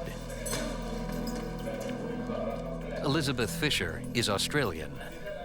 She has been waiting for hours to fly standby to Cairo. Renita Dabi and Shoshana Eliaz are Israeli. The 2 friends are traveling to Asia via Cairo because the fares are cheaper. Drew William is an American. A fisherman by trade, he is flying to Cairo to see the sights. When the desk finally opened, it was a great rush of bodies. And in the rush, there was a lady, an Australian lady, who was pushed out of the line, and she'd been there very early, and I didn't like that. Lyons forces one of the businessmen to return to the back of the line. When I intervened, I don't think he was happy to go back in the line, because obviously he wanted a particular seat, or he wanted to get a seat in a particular area. The 3 businessmen finally present their passports to the ticket agent. Omar Mazuki is traveling on a forged passport. His real name is Omar Mohammed Al-Razak. His 2 accomplices, Shakori Salah Salim and Bu Said Nar al-Din Mohammed, are also traveling with fake passports. All 3 men are working for the Abu Nidal organization, one of the most violent terrorist groups in the world. In the early 1980s, terror was on a deadly rise. In 1983, a suicide bomber attacked the Marine barracks in Lebanon. In 1985, terrorists hijacked the cruise ship Achille Lauro and threw a disabled American overboard. Even with increased security, travelers still feel frightened. Unaware of the danger that awaits them, 91 people board Flight 648.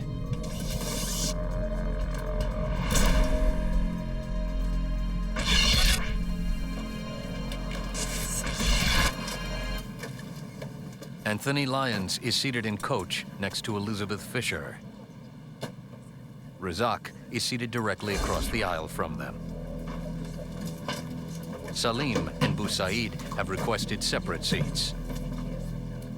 They move to the middle and the rear of the aircraft.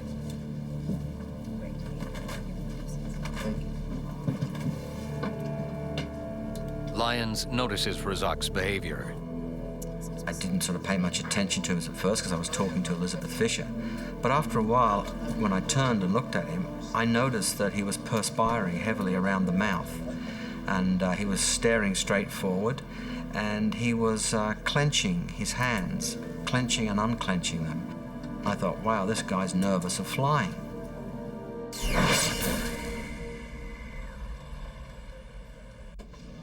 In the cockpit, pilot Hani Galal and co-pilot Imad Munib go through their pre-flight checklist. Coffee, gentlemen? They are anxious to get off the ground. We are late, and being late is not a good thing for a pilot. At 9:03 p.m., Egypt Air Flight 648 is finally cleared for takeoff.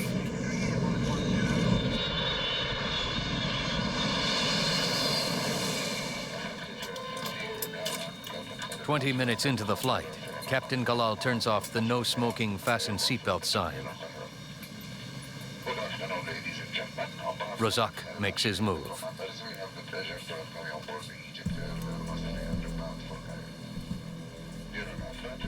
Elizabeth Fisher shows Anthony Lyons her new camera. All of a sudden she went white and she was looking past me and she said, "What's that?" I said, "What's what?" And then the unthinkable happens. Razak emerges from the lavatory, yelling in both English and Arabic for the passengers to stay seated. He had a revolver in one hand and an Eastern Bloc percussion grenade in the other. Egypt Air Flight 648 has just been hijacked. Salim and Boussaid threaten the passengers with pistols and hand grenades. Razak runs to the cockpit. I heard fast footsteps, like someone running. But before I started to investigate, the cockpit door was banged open. Somebody kicked it. At gunpoint, Omar Razak orders the pilot to change course. He orders him to redirect to Malta. Captain Galal needs to come up with a plan of his own. Your mind usually, as a captain, starts to think very fast. I mean, you don't stop thinking and counting and calculating things for a second. I insisted on going to Cairo because we have limited fuel. He said, "No, alter your course to Malta."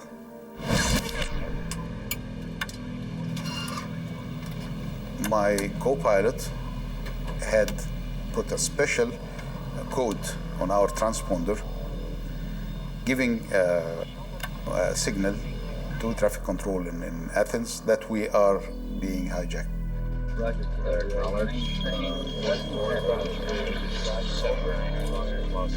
On the radar screen, air traffic controllers can see Egypt Air Flight 648 change course.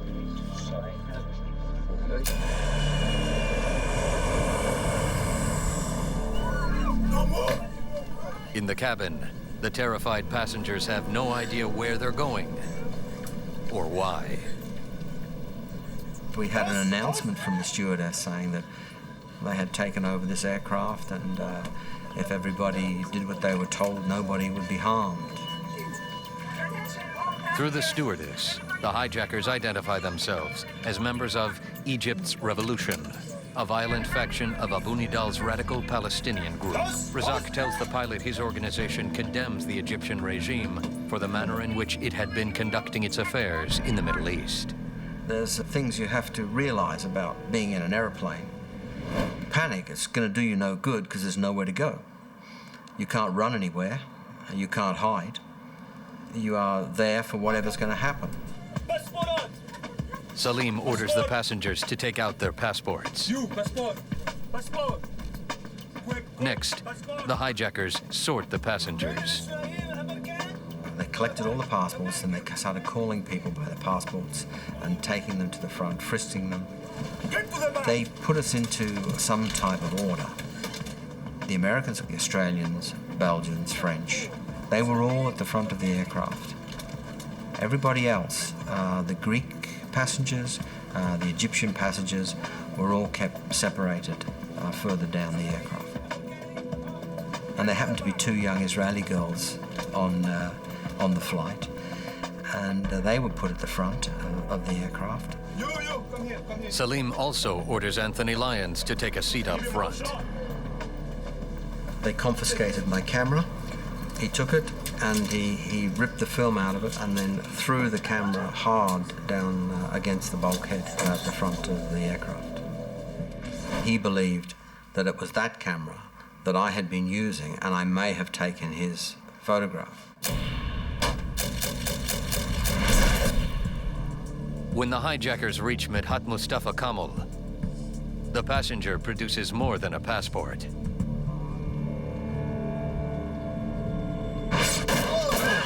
All of a sudden, all hell broke loose.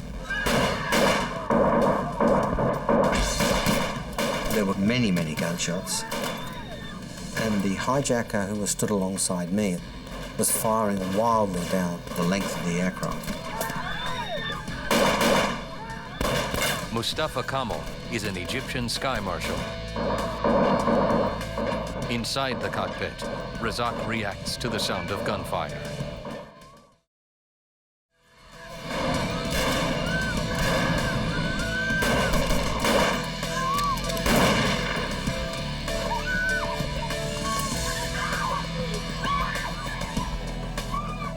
They fired wildly at the sky marshal. In so doing, they wounded some other people, and the sky marshal got a number of bullets in his body. In all, a flurry of 27 shots ripped through the fuselage of the 737. Some of the bullets penetrated the skin of the aircraft, and we were losing pressurization. So I made what we call an emergency descent. You cannot stay on the altitude of 33,000 feet or 35,000 feet with a hole in your aircraft, because the hole will get bigger and bigger. The cabin pressure is dropping. Pilot Galal puts the plane into a steep dive. He has to get to 14,000 feet fast, or the plane will break apart. 30,000 feet over the Mediterranean. A hijacking turns into a gun battle. Bullets tear through passengers, crew members, and the outer wall of the aircraft.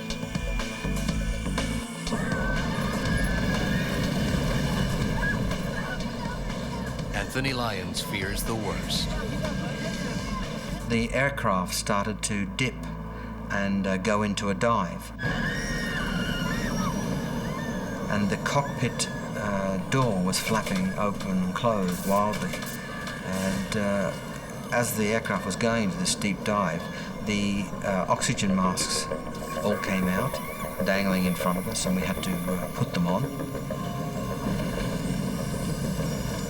I didn't know whether we were going straight on into the sea or what we were doing. That I hope this is a controlled dive. I was thinking about the fact that I wasn't going to see my kids grow up. Captain Hani Galal struggles to keep the diving plane stable and his passengers alive. When you lose pressure, you lose air, and people suffocate. So you have to go down as fast as possible to an altitude where people can breathe normally from the normal air around the aircraft. Galal levels off at 14,000 feet, only to face a new crisis. I was flying very low at that time. When you fly low, you will burn more fuel, almost 1/3 more. I had to land at Malta. He radios the tower at Lucca International Airport on the small island of Malta, detailing the situation. I told them that permission to land at Malta. They said, you don't have permission. The pilot's only other option is to ditch the aircraft in the sea. Then I started pleading to them in the name of humanity that let us land, because we will die and you will be responsible. Larry Fenich is the assistant CEO air traffic controller in Malta. The chances of survival of an aircraft like that ditching in the ocean will be very remote, that people can be saved from it because of the speed the aircraft would hit the water, the angle that it would hit. The loss of life would have been high. Maltese authorities don't want the plane to crash, but they don't want an international incident either. To make landing impossible, they order the air traffic controllers to turn off all the runway lights. But Galal is so low on fuel, he has no choice. He must risk landing blind. Galal turns the plane in a wide arc and descends into the complete darkness. Having landed I have to tell you that the only feeling I had was, I don't want this damn aircraft to ever take off again. I felt better being on the ground, and I'm sure everybody else felt the same. The plane is ordered to taxi to a remote airstrip, where Maltese security forces wait to surround it. In the cockpit, Razak is at a loss. With the lead hijacker critically injured, he's got to figure out what to do now. Now, all he wants to do is save himself and the other surviving hijacker. We need fuel, doctor. He demands the aircraft be refueled so they can take off again. He also wants a doctor to examine his accomplice and an engineer to inspect the damage to the plane.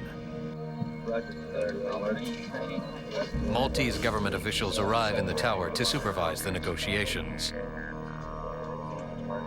They agree to send in medical personnel, but only if the hijackers agree to release some of the passengers. You have to release hostages before they bring the physician and the refueling. Razak returns to the cabin.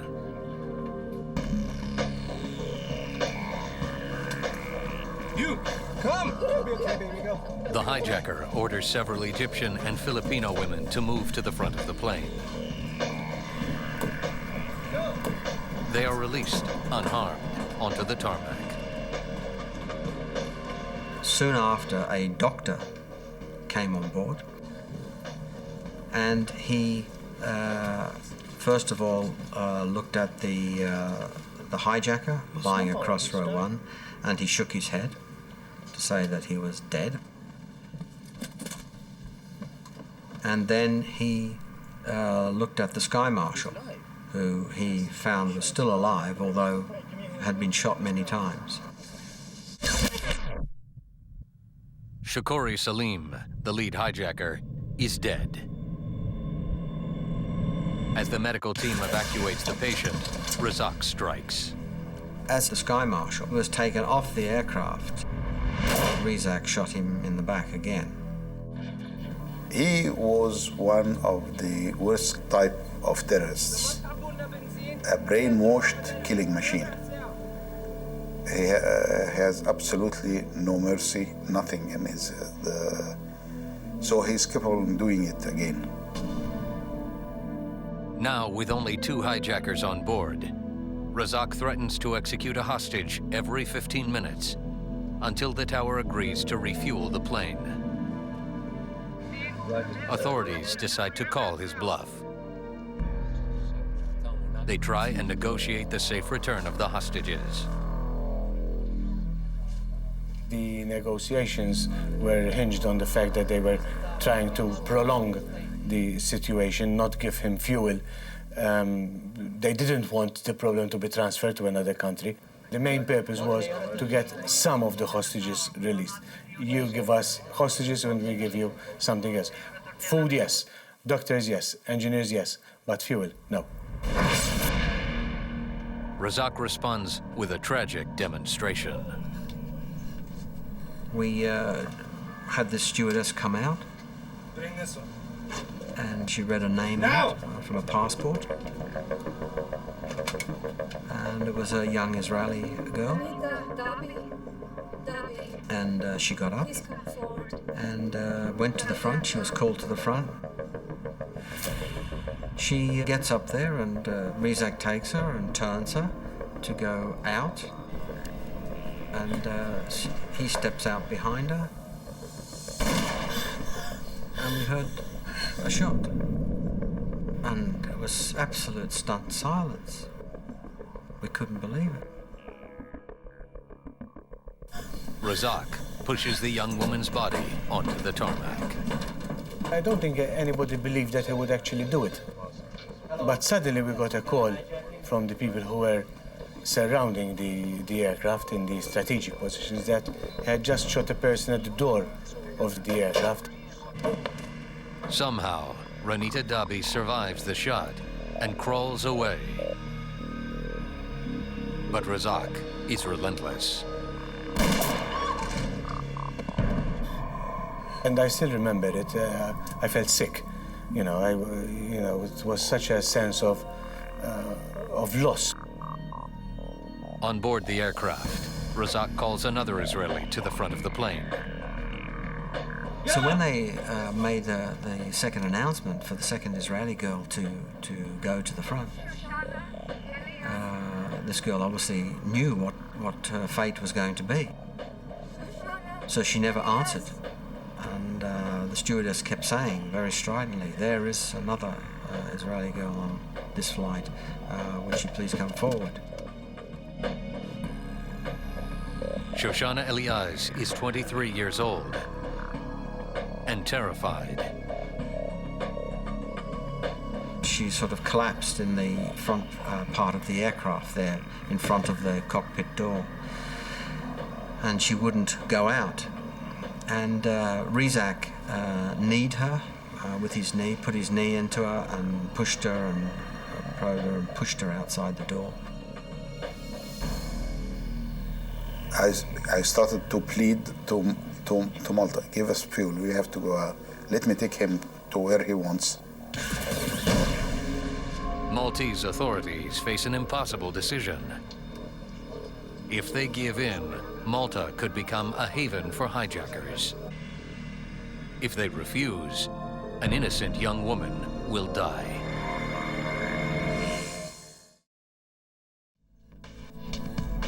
In Malta, a Palestinian hijacker threatens to shoot a passenger every 15 minutes until authorities refuel the plane and let him take off.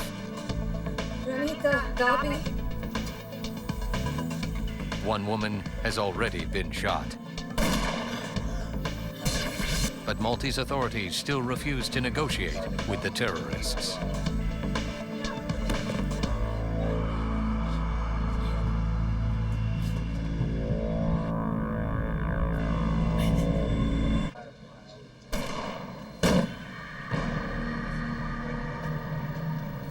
Now 2 young women have been shot in cold blood.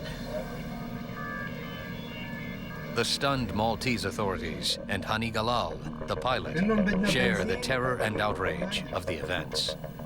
Never feel that kind of anger in my life. It becomes like shooting some of your family, and you are not being able to do something about it. Maltese security forces surrounding the aircraft move closer. Razak spies them from the cockpit. Asked who are they? And they give him a very smart answer.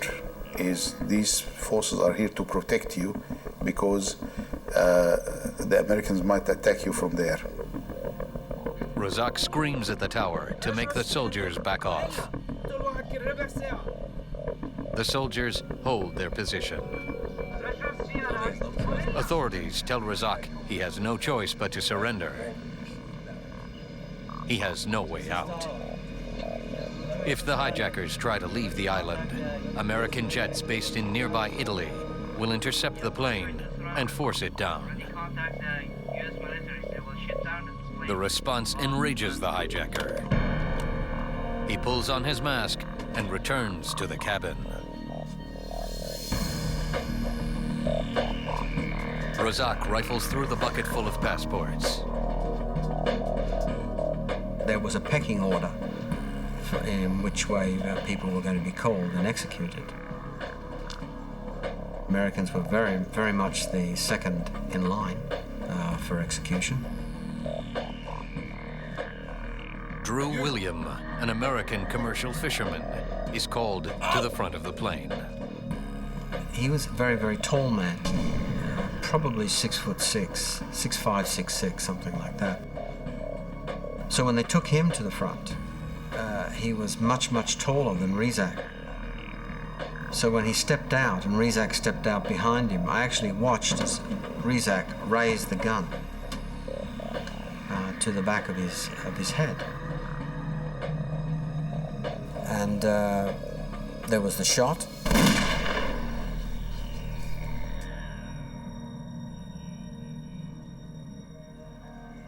And we thought, well, that's it.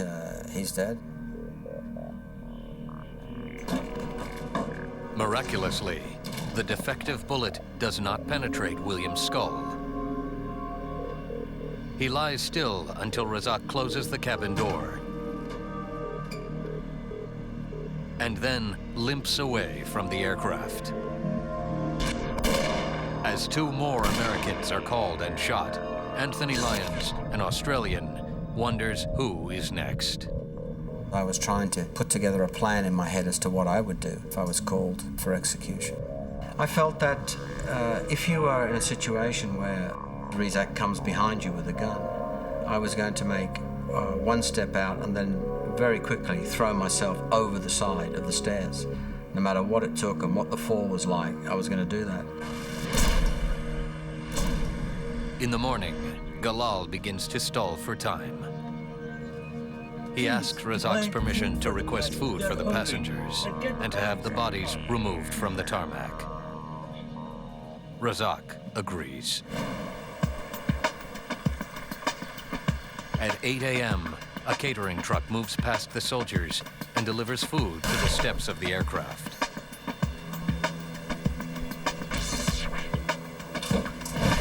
Next, an ambulance arrives to remove the bodies from the tarmac. Shoshana Eliaz is dead.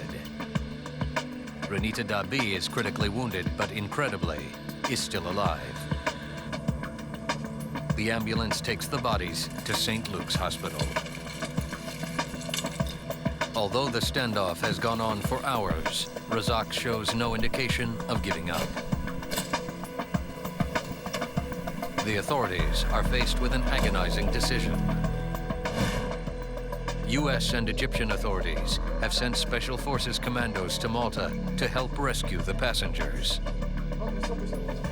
The government of Malta decides to allow the Egyptian commandos to recover their country's plane. They deny U.S. forces permission to land.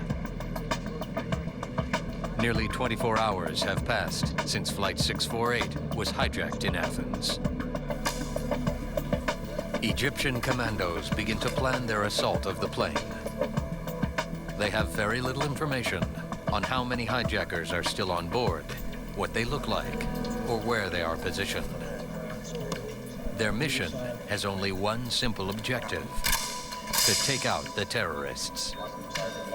They will create a diversion by detonating an explosion inside the cargo bay at the back of the plane. They will then enter the aircraft through the windows over each wing.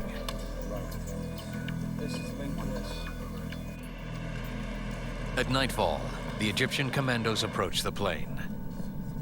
They try to stay in the blind spot behind the cockpit where Razak can't see them.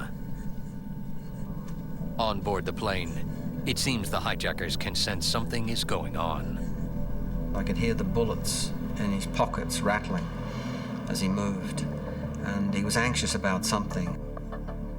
Obviously, something was afoot, and people could see out the windows that there was movement in the grass at the side of the aircraft. As the commandos place their explosive charges, they are unaware that a few feet away, many of the passengers are seated directly over the cargo hold. On the small island nation of Malta, the hijacking of an Egyptair jet turns deadly. 25 hours into the hijacking, Egyptian commandos prepare to assault the plane with a diversionary explosion in the cargo hold.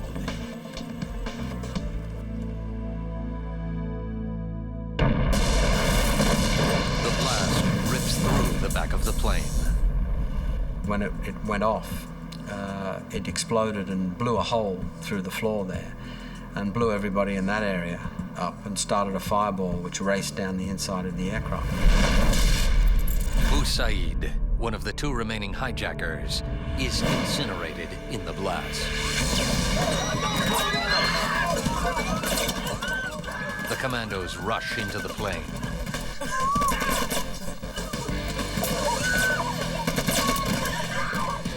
In the cockpit, pilot Hani Galal is injured from the blast.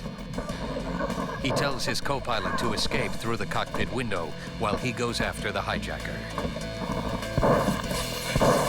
As Razak emerges from the cockpit, one of the commandos wounds him.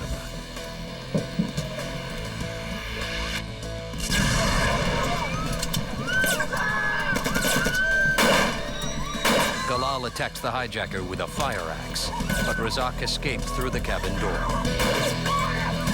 Galal returns to the cockpit. Now he must get out of the plane. Open the cockpit and the window and throw myself down.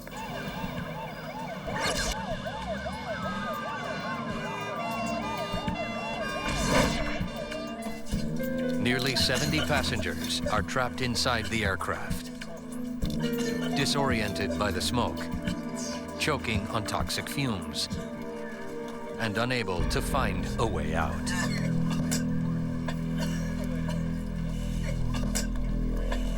Lyons escapes from the plane by crawling to the cabin door and sliding down the stairs. He rolls underneath a vehicle to keep from being shot by the commandos. When I took my first breath, I held my breath, and when I took my first breath, I immediately started choking.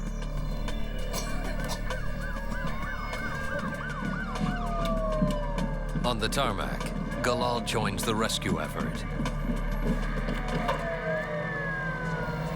The sight was horrible. I tried to re-enter the airplane to get some of the passengers out, but it was impossible. I couldn't get in there, and that was a very painful moment, because I have realized that whatever left inside the airplane are dead.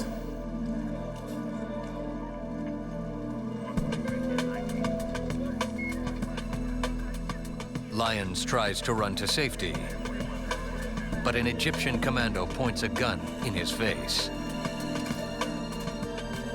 The commandos don't know how many hijackers there are or what they look like.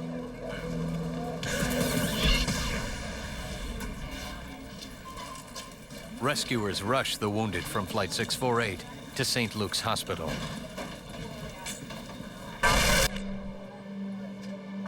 Maltese medical examiners estimate that of 56 passengers killed in the rescue attempt, tragically, 4 die from gunshot wounds from automatic assault rifles carried by the commandos. Over 50 passengers died from inhaling toxic fumes produced by the burnt insulation.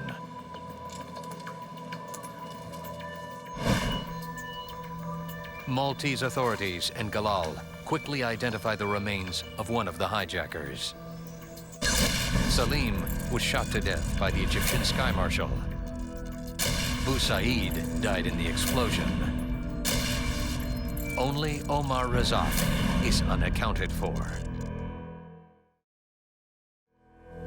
Hello, Mr. Lyons. I'm with Martha Paul. In the hospital, Anthony Lyons identifies Omar Razak in the intensive care unit. I said, that's one of the hijackers. I said, I can end this now. I can pull the tubes. And, I felt really strongly about that, seeing somebody like that. And they now knew they had Razak. Hani Galal supports Lyons' claim. It's Razak.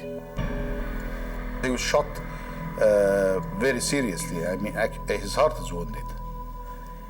And I told him in Arabic while I was taken there to identify him that you will heal up and you will come with me back.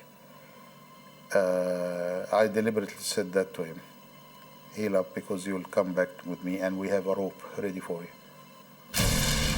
Omar Razak is directly responsible for the deaths of dozens of people, including one American citizen. The United States and the Maltese government both want to try Razak for murder. But the Maltese government takes control of the investigation. The FBI provides forensic experts to help the Maltese analyze the wreckage. They examined the charred plane, gathering evidence and building their case against Razak. In the lab, examiners positively identify a fingerprint found on a cockpit window as belonging to Omar Razak. Back in Malta, Captain Hani Galal testifies against Razak at his trial. When you kill women and children like this, you know, that kind of violation is unforgivable. He has to be brought to justice, and he has to be punished for that.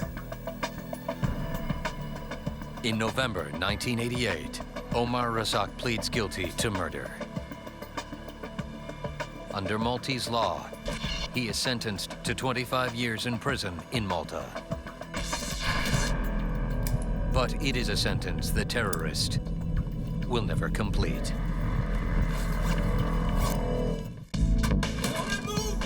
In 1988, Omar Razak is sentenced to spend 25 years in prison for murder. The blood of 58 innocent people is on his hands. 7 years into Razak's imprisonment, as part of a general amnesty program, the government of Malta considers releasing the brutal terrorist. In Washington, D.C., FBI agents review the Razak case with U.S. prosecutor Joseph Valder. Special Agent Bob Clifford. The horrific nature, the extent of his crime, to only serve 7, 8, 9 years in prison and then be released was completely unacceptable to the United States. Razak has attacked and killed an American citizen. The United States is determined to make him pay for his crimes. The challenge before us was to find a violation of U.S. law which we could prosecute Razak on if and when he was released. Faust and Valder meet with Maltese officials. They get assurances from the government that Razak probably will not be freed for at least 3 years. 2 days later, the Maltese courts release Razak from prison. Special Agent Kevin Faust. I felt I had been lied to. We had met with the authorities in Malta less than 48 hours earlier, and we were assured that we had 3 years to work on how we could find a way to bring this man to the United States to face justice. And then suddenly he's gone. Thoughts that went through my mind was, my God, here's a trained, committed terrorist who has conducted this horrific attack without any type of remorse, being released, and being released into an area of the world that he had known connections to. And could he conduct or organize an attack like this again? Soon after his release, Maltese authorities lose track of him. To have him go free, to have him disappear, was not an option. Absolutely not an option. This man had killed ruthlessly a lot of people. And one way or another, no matter where, no matter how, we were going to get him. We had to. 48 hours have passed. Razak could be anywhere in the world by now.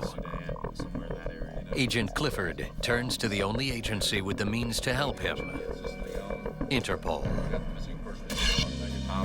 This Interpol notice was transmitted through our National Central Bureau of Interpol to all Interpol members to alert any country throughout the world if Razak was traveling through to have him stopped, and that the United States, in fact, would request provisional arrest and extradition. Clifford. By transmitting the information around the world to the member nations of Interpol, investigators pick up Razak's trail on a tip from an unlikely source. According to Russian intelligence relayed through their Interpol office, Razak has reservations aboard an Aeroflot flight, bound for the Sudan by way of Ghana and Nigeria. He is traveling under an alias. Razak flies to Accra, Ghana. But local authorities, alerted by the Maltese embassy, were waiting for him. Now, the U.S. State Department must wait for Ghana to release him. And that's not likely. One of the passengers who died on the plane was from Ghana. Ghana at the time was not quite sure if they wanted to try him or if they could try him for the death of the citizen of Ghana on that aircraft in 1985. The Americans fear that if he is tried in Ghana, Razak may again find a way to escape justice. This man is an animal. He's a terrorist. He's murdered people. He's violated our law. Give him to us under existing treaties. Just give him to us and we'll take him back to the United States. One day turned into a week turned into 2 weeks, and still Ghana never came through with the commitment to allow the FBI to take custody of Razak. 4 months later, in July 1993, Special Agent Clifford receives a startling phone call. The government of Ghana stated, "We're going to release Razak. We're going to release him in 48 hours. And it's up to you to figure out how you're going to get him, if you want him, into custody of the FBI." Guys, we have 48 hours. We immediately scrambled, put together an arrest team. We knew his next stop was going to be Lagos, Nigeria. The arrest team learns early on of Razak's itinerary. He will be flying from Malta to Ghana, to Nigeria, and finally to Sudan. The government of Nigeria has agreed to cooperate, but with growing civil unrest in the country, the situation is unstable and dangerous. We were quite concerned that the same government that had given us permission to come in and take this man from them would still be in power when we landed and when we left. We knew when we departed Washington for Nigeria that if we missed him there, we'd never see him again.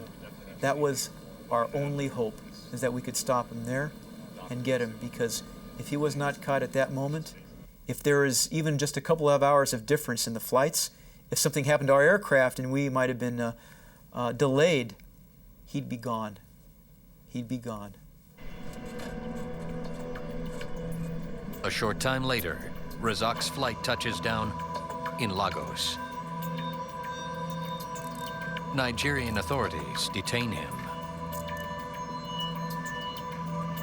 But under pressure from the U.S., Nigerian police hand the hijacker over to the FBI. Omar Razak is finally in U.S. custody. I've arrested many terrorists and have dealt with a lot of terrorists. But something about Razak was his commitment. When you're dealing with someone like that, you have to be very, very cautious, because they are willing to die for what they believe in. On June 21st, 1996, Omar Mohammed Ali Razak stands trial before a jury in United States District Court for the District of Columbia. Anthony Lyons has been asked to testify. They said, would you be willing to help? And I said, I'll swim over. The first thing he must do is pick Razak out of a lineup. That's the first time I'd seen him again, was at the lineup. I saw his face and I thought, right, you're here, you're really here, great, we've got you. On July 19th, 1996, the jury finds Omar Mohammed Ali Razak guilty of 1 count of air piracy. Yeah, I was actually in the court the day that the guilty verdict was to be had by Razak, and it was an amazing feeling, absolutely amazing. They sentence him to life in prison. Justice has been served. Razak is in a maximum security prison. He's in solitary confinement. He comes out on a very limited basis to go into a cell in which he only has a skylight. But when you see the horrible, brutal acts that he committed, I mean, shooting women point blank in the head, being absolutely unremorseful for these crimes, nothing could be better for an animal like that. Because of the brutal hijacking of Egypt Air 648 and other terrorist attacks like it, the world no longer considers terrorism an act of war, but a crime. Interpol can now bring its vast resources to find and capture terrorists wherever they try to hide.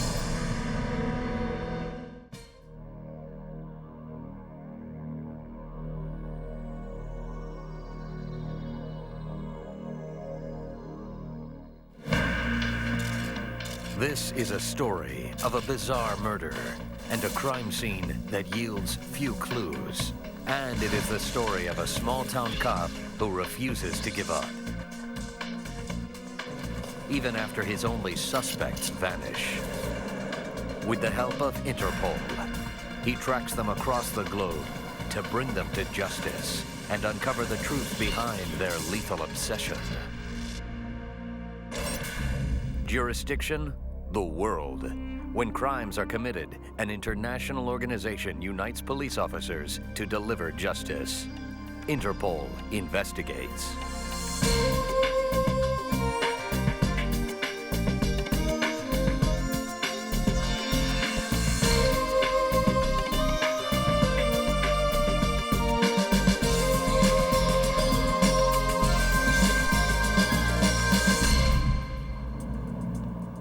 Bedford County, Virginia. On April 3rd, 1985, Deputy Ricky Gardner drives back to the Bedford County Sheriff's Office. Just after 4 p.m., a call comes over the radio. It's a Gardner, 10-4. The Bedford County Sheriff's Office received a call from a group of ladies who had gone to the residence of Derek and Nancy Haysom for a bridge game. The women didn't get an answer when they knocked on the door. Our deputies had been sent to the residence for a well-being check.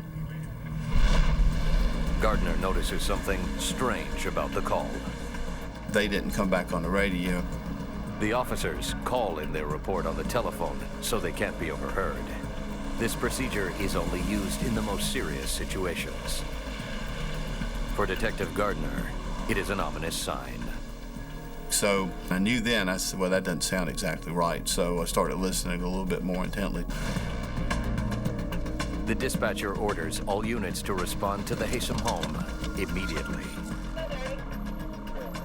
Derek and Nancy Haysom live in a modest house in an expensive part of town. Crime scene investigators are already on the scene when Gardner arrives.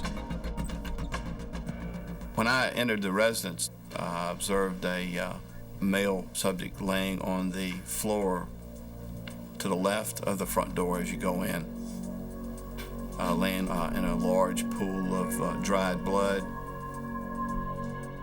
Derek Haysom's throat has been slit. He's been stabbed dozens of times. From the condition of the body, it looks like he's been dead for several days. Deputy Gardner follows a trail of dried blood into the kitchen. There he finds Nancy Haysom's body. There was a large amount of blood, dried blood, surrounding her body as well. Like her husband, Mrs. Haysom's throat has been cut. She too has been stabbed repeatedly. I had only been an investigator for about 6 months. So this was the first murder scene that I had ever been assigned to. It was obvious to a young investigator that it was a very violent crime and that the victims obviously put up a fight. Gardner questions the women who first found the bodies. They tell him they played bridge with Derek Haysom regularly. Derek was religious about his weekly bridge game. He never missed it. When he didn't answer the door that afternoon, they became concerned. To Gardner, nothing about the murders makes sense. They seem random. He questions the Haysoms' neighbors, hoping they might have seen something. We didn't have a lot of luck in the neighborhood because it is such a remote area. and people could go and come over there without really being detected. Despite the violence of the crime and the obvious signs of a struggle, no one has seen or heard anything unusual. News of the murder leaks to the press. Terrence Samuel covered it for the Roanoke Times. We can't believe this has happened here, you know. There are these 2 dead people. It's pretty brutal. There's blood everywhere. You know, reporters are desperate for any kind of information, you know, where they're kind of milking everybody who comes and leaves, and there's a sense that this is something big. Forensic techs from the Bedford County Sheriff's Department analyze every corner of the house. There is no sign of forced entry. Nancy Haysom's purse, in plain view, is still full of cash. Right out of the chute, we were able to eliminate the robbery as being a motive. So we were trying to figure out why were these 2 people so brutally murdered. Check this out. What do you think? In the dining room, investigators find a bloody handprint on the upholstery of a chair. Does it belong to one of the Haysoms, or did the killer leave it behind? Investigators bag the upholstery and the handprint as evidence. Forensic techs seal every door and window in the house, then fumigate the interior with superglue. Cyanoacrylate, an ingredient in superglue, clings to latent fingerprints, making them visible. Next, using luminol, investigators search the house for any hidden blood evidence. Under a specialized light source, blood trails emerge in the dark. Gardner notices strange patterns. It almost looks as if the killer mopped the floor with it. Whoever committed this crime spent time in the home trying to cover his or her tracks, though unsuccessfully. Bloody footprints lead away from Derek's body. One appeared to be made from a tennis shoe. At least 2 or 3 others were either partial barefoot impressions or one complete barefoot impression. The trail of prints leads down the hall, into the bedroom, and ends in the master bath. Gardner wonders if the killer tried to clean himself up before he left the house. We sprayed the showers, the sinks, and also the area outside of the front door. Blood is everywhere. Whoever killed the Haysoms also washed up in their bathroom. We'd never seen anything like this before. We really hadn't formulated any kind of an idea on what really happened inside the residence or how many perpetrators had been there. Emotionally, it was just draining to be involved in something like that, but yet at the same time, the adrenaline was still flowing. I knew that this was going to be a very important case. After spending hours analyzing the crime scene, all Deputy Gardner uncovers are more questions. He has mountains of evidence to analyze, limited resources, and no real leads.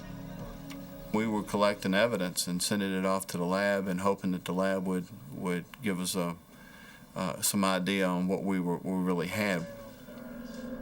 As the Virginia State Crime Lab in Richmond analyzes the evidence, the Bedford County Sheriff's Department activates the Regional Homicide Squad. Detectives from all over the state study the crime scene photos. Investigators now wonder if the double homicide is a ritual cult killing. There were drawings in the blood in the house that seemed to suggest some kind of cultish connection. There was absolute confusion and like, who could have done this? Why would they have done this? Is something in this community completely broken down? The media had just focused in on this, and the pressure from the community was becoming pretty intense. With no suspects and no motive, the residents of Bedford County now fear their community is being stalked by cult killers. Where will they strike next? And who will they target? Bedford County, Virginia. A brutal double homicide terrifies residents of this small community. At the crime scene, investigators find a bizarre clue. It seems that whoever killed Derek and Nancy Haysom may have drawn pictures in their blood. Deputy Ricky Gardner wonders if he is dealing with a cult killer.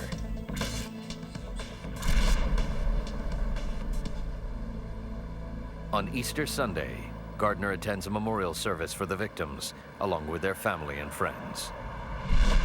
Derek Haysom was a retired executive.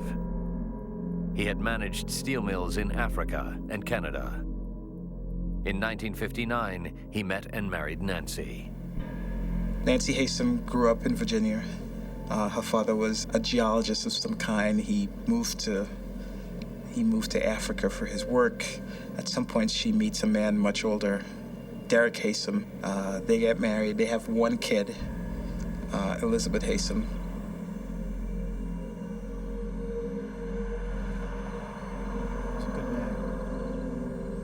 Derek had 3 children from a previous marriage, and Nancy had 2. To Gardner, the Haysoms seemed like the perfect blended family.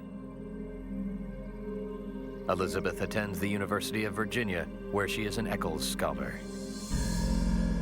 Her half-brothers are all professionals. James works as an engineer in Canada. Walter practices medicine in Texas.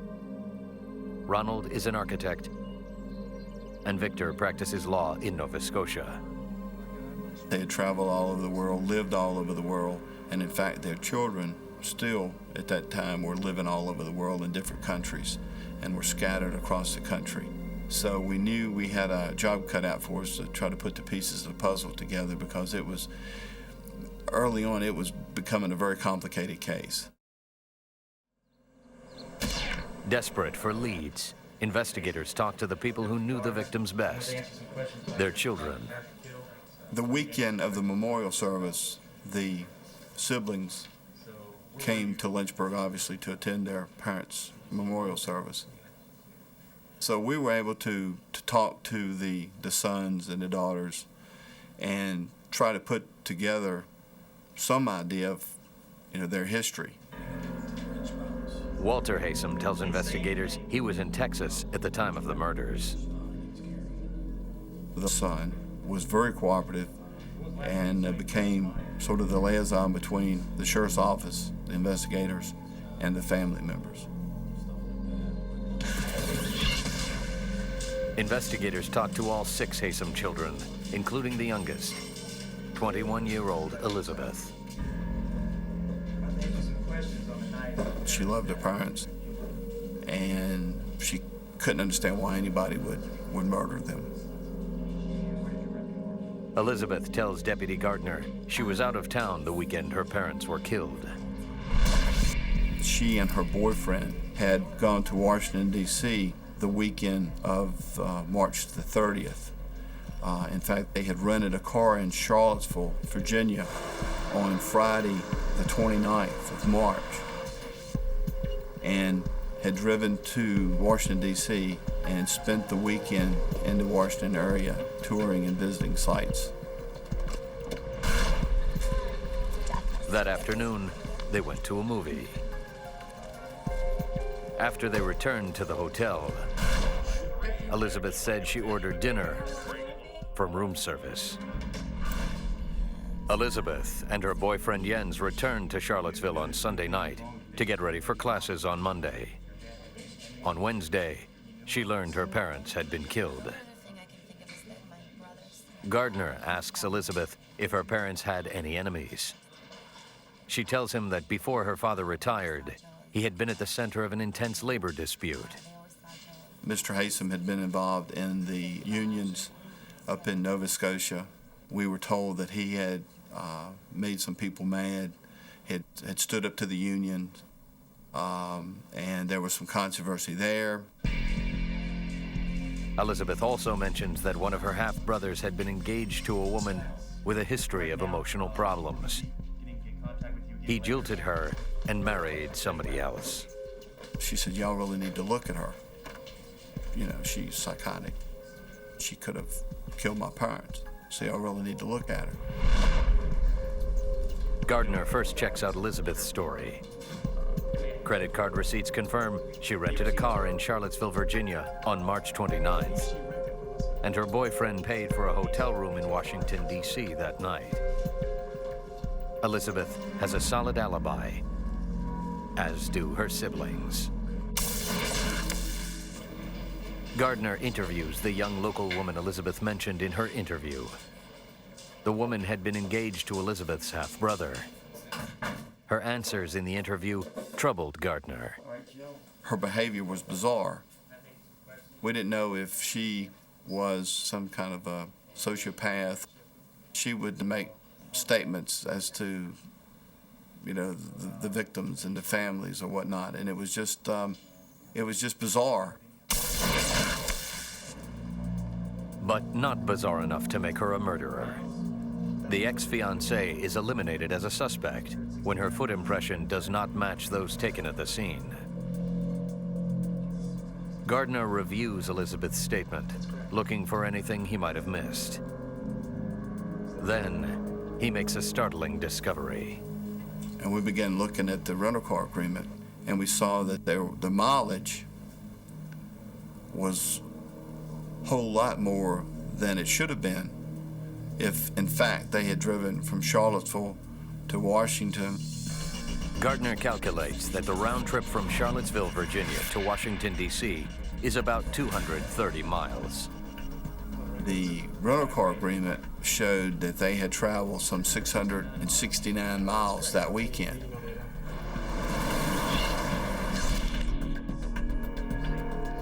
Gardner again questions Elizabeth, this time about the mileage on her rental car. She explains that she and her boyfriend did a lot of sightseeing in Washington, D.C. And they went here and they got lost. They ended up in Maryland. So I told her, I said, well, we need to collect some evidence from you. We need to get your fingerprints, we need to get your blood type, and we need your anatomical foot impressions to compare with what we found at the scene. How do you feel about doing that? And she said, I'll do anything you want me to do. It's not a problem. So a couple of days later, I traveled to Charlottesville and fingerprinted her.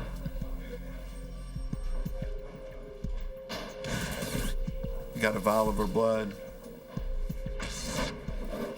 inked the bottom of her feet, and got her to walk across a piece of paper. She was cooperating with our investigation. In the lab, Elizabeth Haysom's fingerprints and blood are compared to samples collected at the crime scene. Her fingerprints match prints found in the home, but that is to be expected. Her blood type does not match the blood found in the bathroom. Her footprint is inconsistent with the bloody footprints found at the scene. From the physical evidence, Gardner concludes that Elizabeth did not murder her parents. About this period of time is when we started asking about her boyfriend. Gardner recalls that Elizabeth's boyfriend, Jens Söring, had a bandage on his hand at the Haysom's memorial service. He decides to ask Jens a few questions. Jens Söring is 19 years old, the son of a German diplomat working in the United States. He wanted to convince us that he was smarter than anybody else, highly intelligent. He dared us for even talking to him about being a suspect. Gardner questions Jens about the extra mileage on the rental car the weekend he and Elizabeth drove to Washington. Jens corroborates Elizabeth's story. They got lost and drove around Washington for hours. And I remember making the statement to him, well, you were major lost because you put 400 more miles on the car than it should have been. Jens sticks to his story. Deputy Gardner asks him to provide the same samples Elizabeth did: blood, fingerprints, and footprints. Jens says he would like to cooperate, but he can't. He was afraid that his father was going to be deported out of the country because his son, Jens, was a murder suspect. Gardner reassures the young student he only needs samples to eliminate him as a suspect. Jens tells Gardner he is too busy with upcoming exams. At the time, he was one of the few people, if not the only person, that we had confronted about collecting physical evidence and not received any cooperation. Jens finally agrees to return to Bedford on October 16th to provide prints and blood samples. But on October 15th, Deputy Gardner receives a stunning phone call. It's Walter Haysom. He flew in from Texas to visit Elizabeth. Well, when he called the apartment, her roommate answered the phone, and he asked to speak to Elizabeth. And the roommate said, well, she's not here. And the brother said, well, when do you expect her back? And she says, I don't. And he says, what do you mean, you don't? And she said, well, she doesn't live here anymore, she's gone. Matter of fact, when she left you a letter, and also Söring left the investigators a letter. And he said, what do you mean Söring left letters? Well, he's gone too. Gardner can't believe it. The only two suspects in the brutal murder case have fled. And I drove to Lynchburg, picked up the brother, and flew to Charlottesville. Elizabeth had gone, Jens had gone, and we're going, I think we're on the right track now, because they have obviously absconded. The brother that night was very upset with us and our prosecutor because he thought that we had let the murderers get away.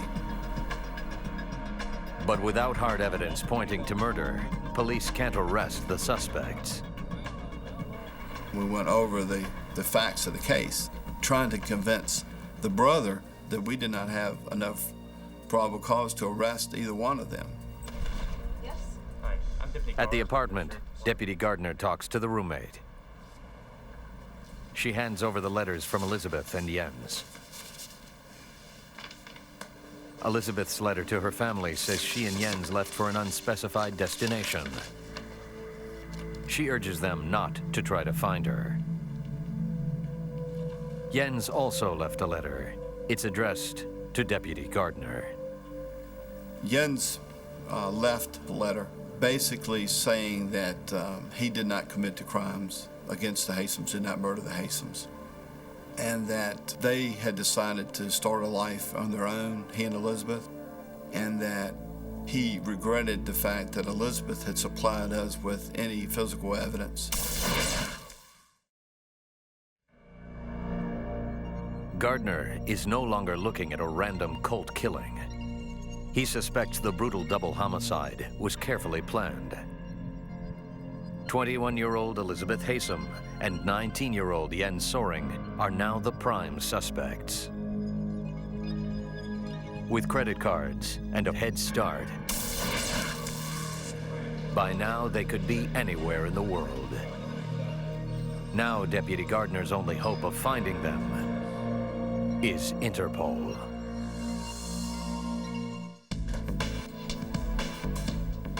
In Virginia, Derek and Nancy Haysom are brutally murdered, stabbed to death in their own home. There's a sense that, okay, whoever did it, wherever they've gone, they're not going to get far. Turned out not to be the case. As the investigation heats up, the couple's daughter Elizabeth suddenly disappears, along with her boyfriend, Jens Söring. Deputy Ricky Gardner of the Bedford County Sheriff's Department fears he may have lost his suspects and that they may have gotten away with murder. 2 days later, investigators confirm their worst fears. Jens's car was located in a parking garage at the airport, and at that time we had strong feelings that they had left the country. I contacted Interpol office in Washington, D.C. to alert them that these two were suspects in the murders of her parents. But investigators in the United States don't have enough evidence to charge Elizabeth Haysom and Jens Söring yet. The only thing we had was the mileage and the fact that they absconded. That wasn't enough to convict them in court of double homicide. John Imhoff is the former director of the U.S. Interpol office. Unfortunately, Ricky doesn't have sufficient information for a red notice.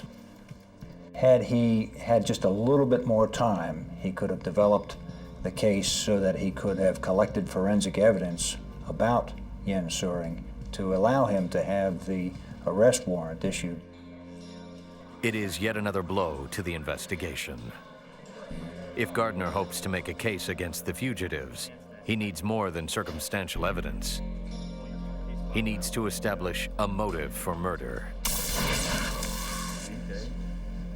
According to Elizabeth, she adored her parents.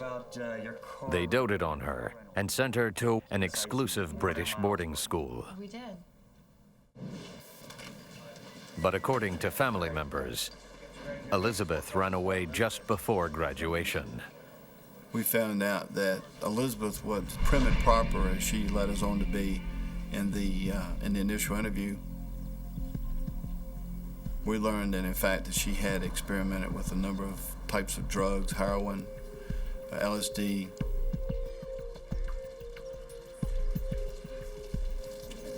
She gets in trouble. She takes off at some point, drops out. Elizabeth left Wickham Abbey with a friend. In Virginia, Derek and Nancy Haysom did everything they could to find their daughter. But Elizabeth had vanished. Months later, both girls appeared at the British consulate in Berlin. She was in a pretty bad situation, strung out, basically living in poverty. So, we found out that Elizabeth was a bizarre character. The fact that she did all these things did not make her a murderer or a murder suspect, but it was inconsistent with the Elizabeth that we talked to in the initial interview.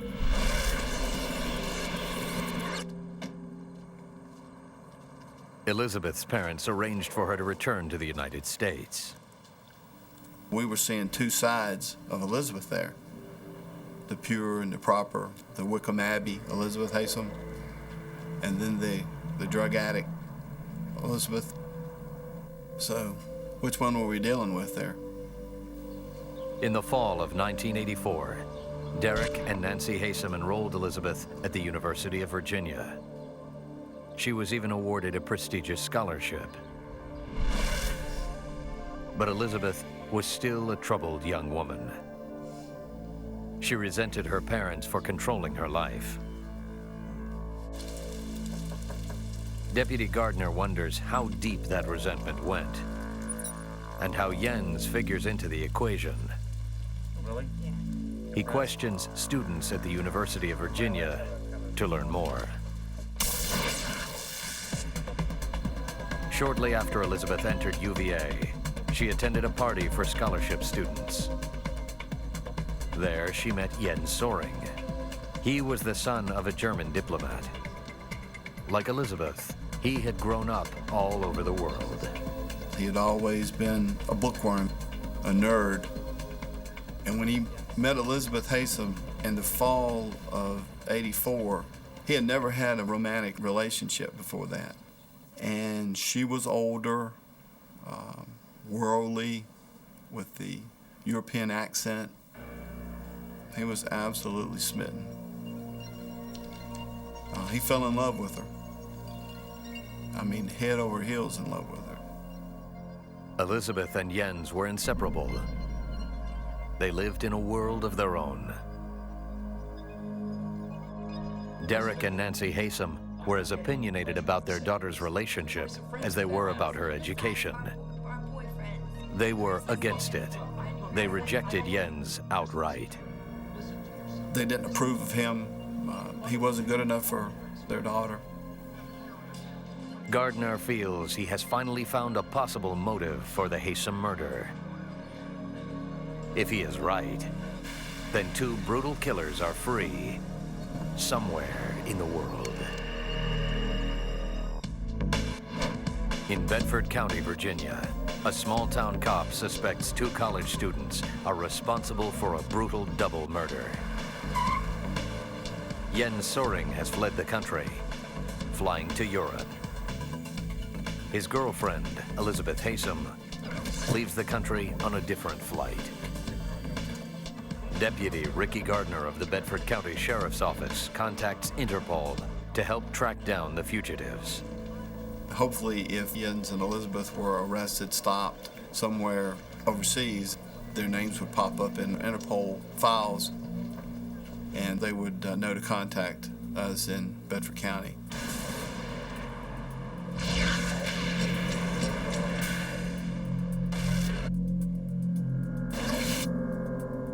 In Europe, Jens and Elizabeth alter their passports, creating false identities to elude authorities. The fake passports work perfectly. They easily travel to Paris, then on to Brussels and Luxembourg by train. In Luxembourg, the couple rents a car and drives to Bern, Switzerland. A fugitive really has a choice of anywhere in the world to hide. And Ricky Gardner has a difficult situation with Jens Söring and Elizabeth Haysom on the run. He knows they have great facility for traveling internationally. From Switzerland, the fugitives drive to Bulgaria and finally into Serbia and Montenegro, then known as Yugoslavia.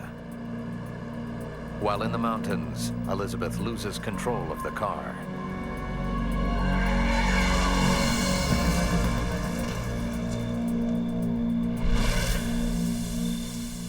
Both Elizabeth and Jens are injured in the crash, but they can't afford to wait around for the police. It is too risky. The fugitives abandon the wrecked car and board a train to Belgrade. From there, they take another train and flee to Austria. In Vienna, they run out of money.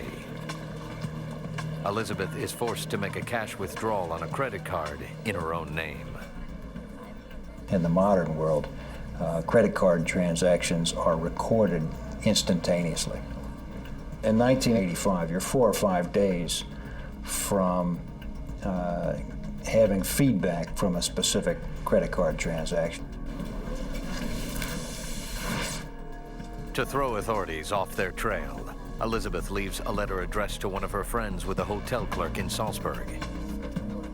She tells him to wait a few days before he mails it. In the letter, Elizabeth claims she and Jens are continuing their travels in Europe. In reality, the couple flies to Bangkok, Thailand. Unable to find work, their credit cards maxed out, they come up with a new scheme to get money. First, they create several sets of false identification using local photographers and print shops. A sophisticated, a savvy kid traveling through Southeast Asia would not have great difficulty in finding somebody willing to prepare false travel documentation for them. I would suspect that Jens Söring, being the son of a diplomat, was probably more aware of how easy this was. They use the fake IDs to purchase traveler's checks. They later report the checks as stolen and receive cash refunds. On January 8th, Elizabeth and Jens return to England. They quickly learn their traveler's check scheme won't work. In the UK, the checks are too carefully scrutinized. So they devise a new scheme. Using their forged IDs, Jens and Elizabeth open accounts at different banks all over London. They use counterchecks and fake IDs to make purchases at upscale department stores, and later return the items for cash. The new scheme works. Back in Virginia, Deputy Ricky Gardner and the Bedford County Sheriff's Office worked day and night trying to find the fugitives. And I'd worked on this case for about 17 or 18 months. And I'd played out every possible scenario in my mind about what had happened. Everywhere you go, people talking about it, asking you about it, living it. And they're frustrated. They're frustrated for months and months and months. Terrence Samuel is a reporter for the Roanoke Times covering the ongoing investigation. They don't know where they are, number one, and number two, they don't know what to do once they get them, because they basically don't think they have any evidence beyond the fact that, they fled. For 7 long months, the young couple eludes authorities. But in May 1986, they make a crucial mistake. They're in London. They're running their check fraud, going into department stores, buying stuff with a check, returning it for cash at a different store. Jens and Elizabeth look sophisticated. They are very well dressed. But a security guard in a Richmond, London clothing store notices something strange. Although they arrive at the store together, they pretend they don't know each other. They are detained for questioning.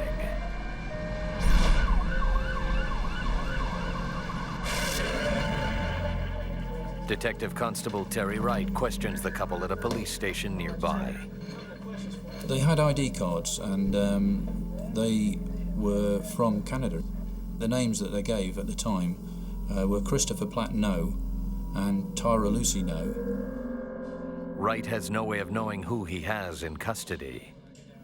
These two young people, they just appeared to be young travelers, young students. The couple claims they have done nothing wrong. They even allow police to search their flat. Inside the flat, Wright finds bag after bag of new merchandise. Each one has a valid department store receipt. But a thorough search of the room turns up personal letters, journals, several passports, and a stack of checkbooks. Each account is with a different bank and under a different name. Terry Wright plows through the couple's papers, looking for evidence of check fraud. We found their genuine passports. So, of course, now we realised that this guy was actually Jens Söring and that she was Elizabeth Haysom. At this point, these names didn't mean anything to us. Still, the more Wright reads, the more uneasy he becomes. The couple's letters and journals suggest they are on the run. Detective Wright wants to know why. 2 young murder suspects flee across Europe and Asia. They use fake IDs to slip across borders at will. Deputy Ricky Gardner of the Bedford County, Virginia Sheriff's Department works closely with Interpol. He has to find Jens Söring and Elizabeth Haysom to bring them to justice. In England, Constable Terry Wright arrests the couple for fraud. But he firmly believes there is more to Jens Söring and Elizabeth Haysom than meets the eye. It seemed to me that they did have something to hide and that it was obviously something serious. And I was telling people that I thought they'd done a murder, even though they didn't refer to murder, death or anything. And everybody sort of said, yeah, okay, well, carry on. And I carried on and I went through everything. He checks to see if they are wanted in other countries. I asked Interpol if they would circulate all their details to see if they were wanted anywhere. I sent them a list of all of their false identities, which amounted to about 15 in total. details of their genuine identities from their passports, and asked them if they would send these details across the various different countries. Using the diaries, Interpol retraces the couple's travels. They send the information to the United States and to the countries they traveled through in Europe and into Thailand. When I got into work one morning, there was a teleprinter message waiting for me which had come through Interpol. Interpol confirms Wright's suspicions. Jens and Elizabeth not only pass bad checks, they're suspected murderers. They now knew that I'd arrested, or that we had arrested, Jens Söring and Elizabeth Haysom, and they were trying to make contact so that they could let me know that they were strongly suspected of the murder of Derek and Nancy Haysom. The officers that were trying to get hold of me were from Bedford County Sheriff's Department in the United States, and the officer in particular was an investigator called Ricky Gardner. Investigator Gardner. Yes, hello. My name's Terry Wright. I'm a detective with the Metropolitan Police in London, in England. And I'm almost speechless to today because that was a very emotional telephone conversation, because I had lived this case for like 14 months. And for somebody to call me on the phone and say that they had those two in jail and had evidence that they committed a crime, and it was almost too good to be true. Wright warns Deputy Gardner they must move quickly. In England, the two students are only charged with check fraud. There was a possibility that they could get bail. If they got bail, we'd probably never see them again. They'd probably be able to get hold of further false IDs and just disappear. 5 days later, Gardner flies to England. The entire case is at stake. They may never have this chance again. Once again, Elizabeth Haysom finds herself facing Deputy Ricky Gardner. This time, she tells him the truth. Elizabeth talked a great deal about her hatred for her parents and resentment.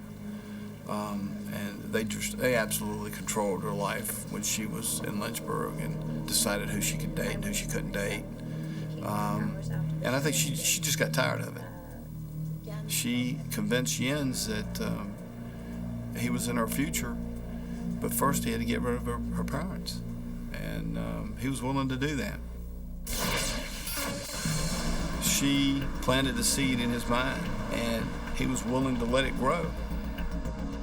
As in her previous statements, Elizabeth tells Gardner she and Jens drove from Charlottesville, Virginia to Washington, D.C., where they checked into a hotel. But now she claims Jens didn't go to the movies. Instead, he dropped her off at the movie theater and told her to buy 2 tickets to establish an alibi. Jens then drove to the Haysom's home in Boonesboro, Virginia. She put the idea in his head, and when he left Washington that day, he had 4 hours to change his mind, and he didn't. He did it. He went there and did exactly what he had planned to do if they didn't accept him into Elizabeth's life.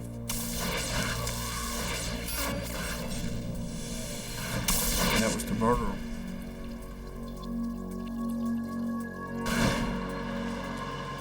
Hours later, Jens returned to the theater. He was covered with blood. He told her he had dealt with her parents once and for all. They were finally free to live their lives together. She was shocked that he'd actually gone through with it. She made the statement to me that things changed the night that Jens murdered her parents, because they controlled and ruled her life up until that point. But after he murdered her parents and picked her up and they got back to the Marriott that night, roles switched and he became the dominating and controlling person in her life. So she lost her parents, but she gained Jens, and he just took their place. Elizabeth Haysom is extradited to the United States to stand trial. In August 1987, she tells a jury what Jens told her the night he returned from Charlottesville. He said he got to the residence after dropping Elizabeth off in Georgetown.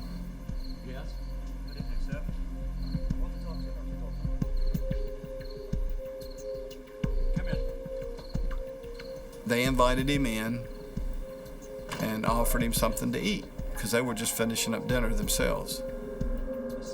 Jens brought up the topic of his relationship with Elizabeth.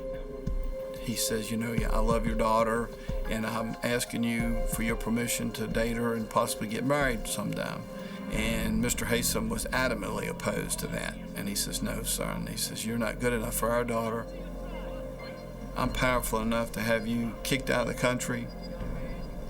I'll have you kicked out of the university. And that's when Jens went and tackled him and took him down and cut his throat. Jens then attacks Nancy Haysom. Investigators are now certain Jens Söring is responsible for the brutal stabbing deaths of Derek and Nancy Haysom. In August 1989, Jens Söring is extradited back to Virginia. At trial, he tries to pin the murders on Elizabeth. According to Jens's testimony, he was the one who set up the alibi. She was the one who killed her own parents. Forensic evidence collected at the crime scene tells a much different story. Jens's foot impression matches a bloody sock print found inside the Haysom home. His blood, type O, was also found in the Haysom's bathroom. In 1987, Elizabeth Haysom is found guilty of accessory to murder. She is sentenced to 90 years. In 1990, Jens Söring is found guilty on 2 counts of first-degree murder. Due to an agreement with the British government, U.S. prosecutors do not seek the death penalty. Instead, Jens Söring is sentenced to spend the rest of his life in a Virginia prison. The couple who killed to stay together will spend the rest of their lives separated by iron bars.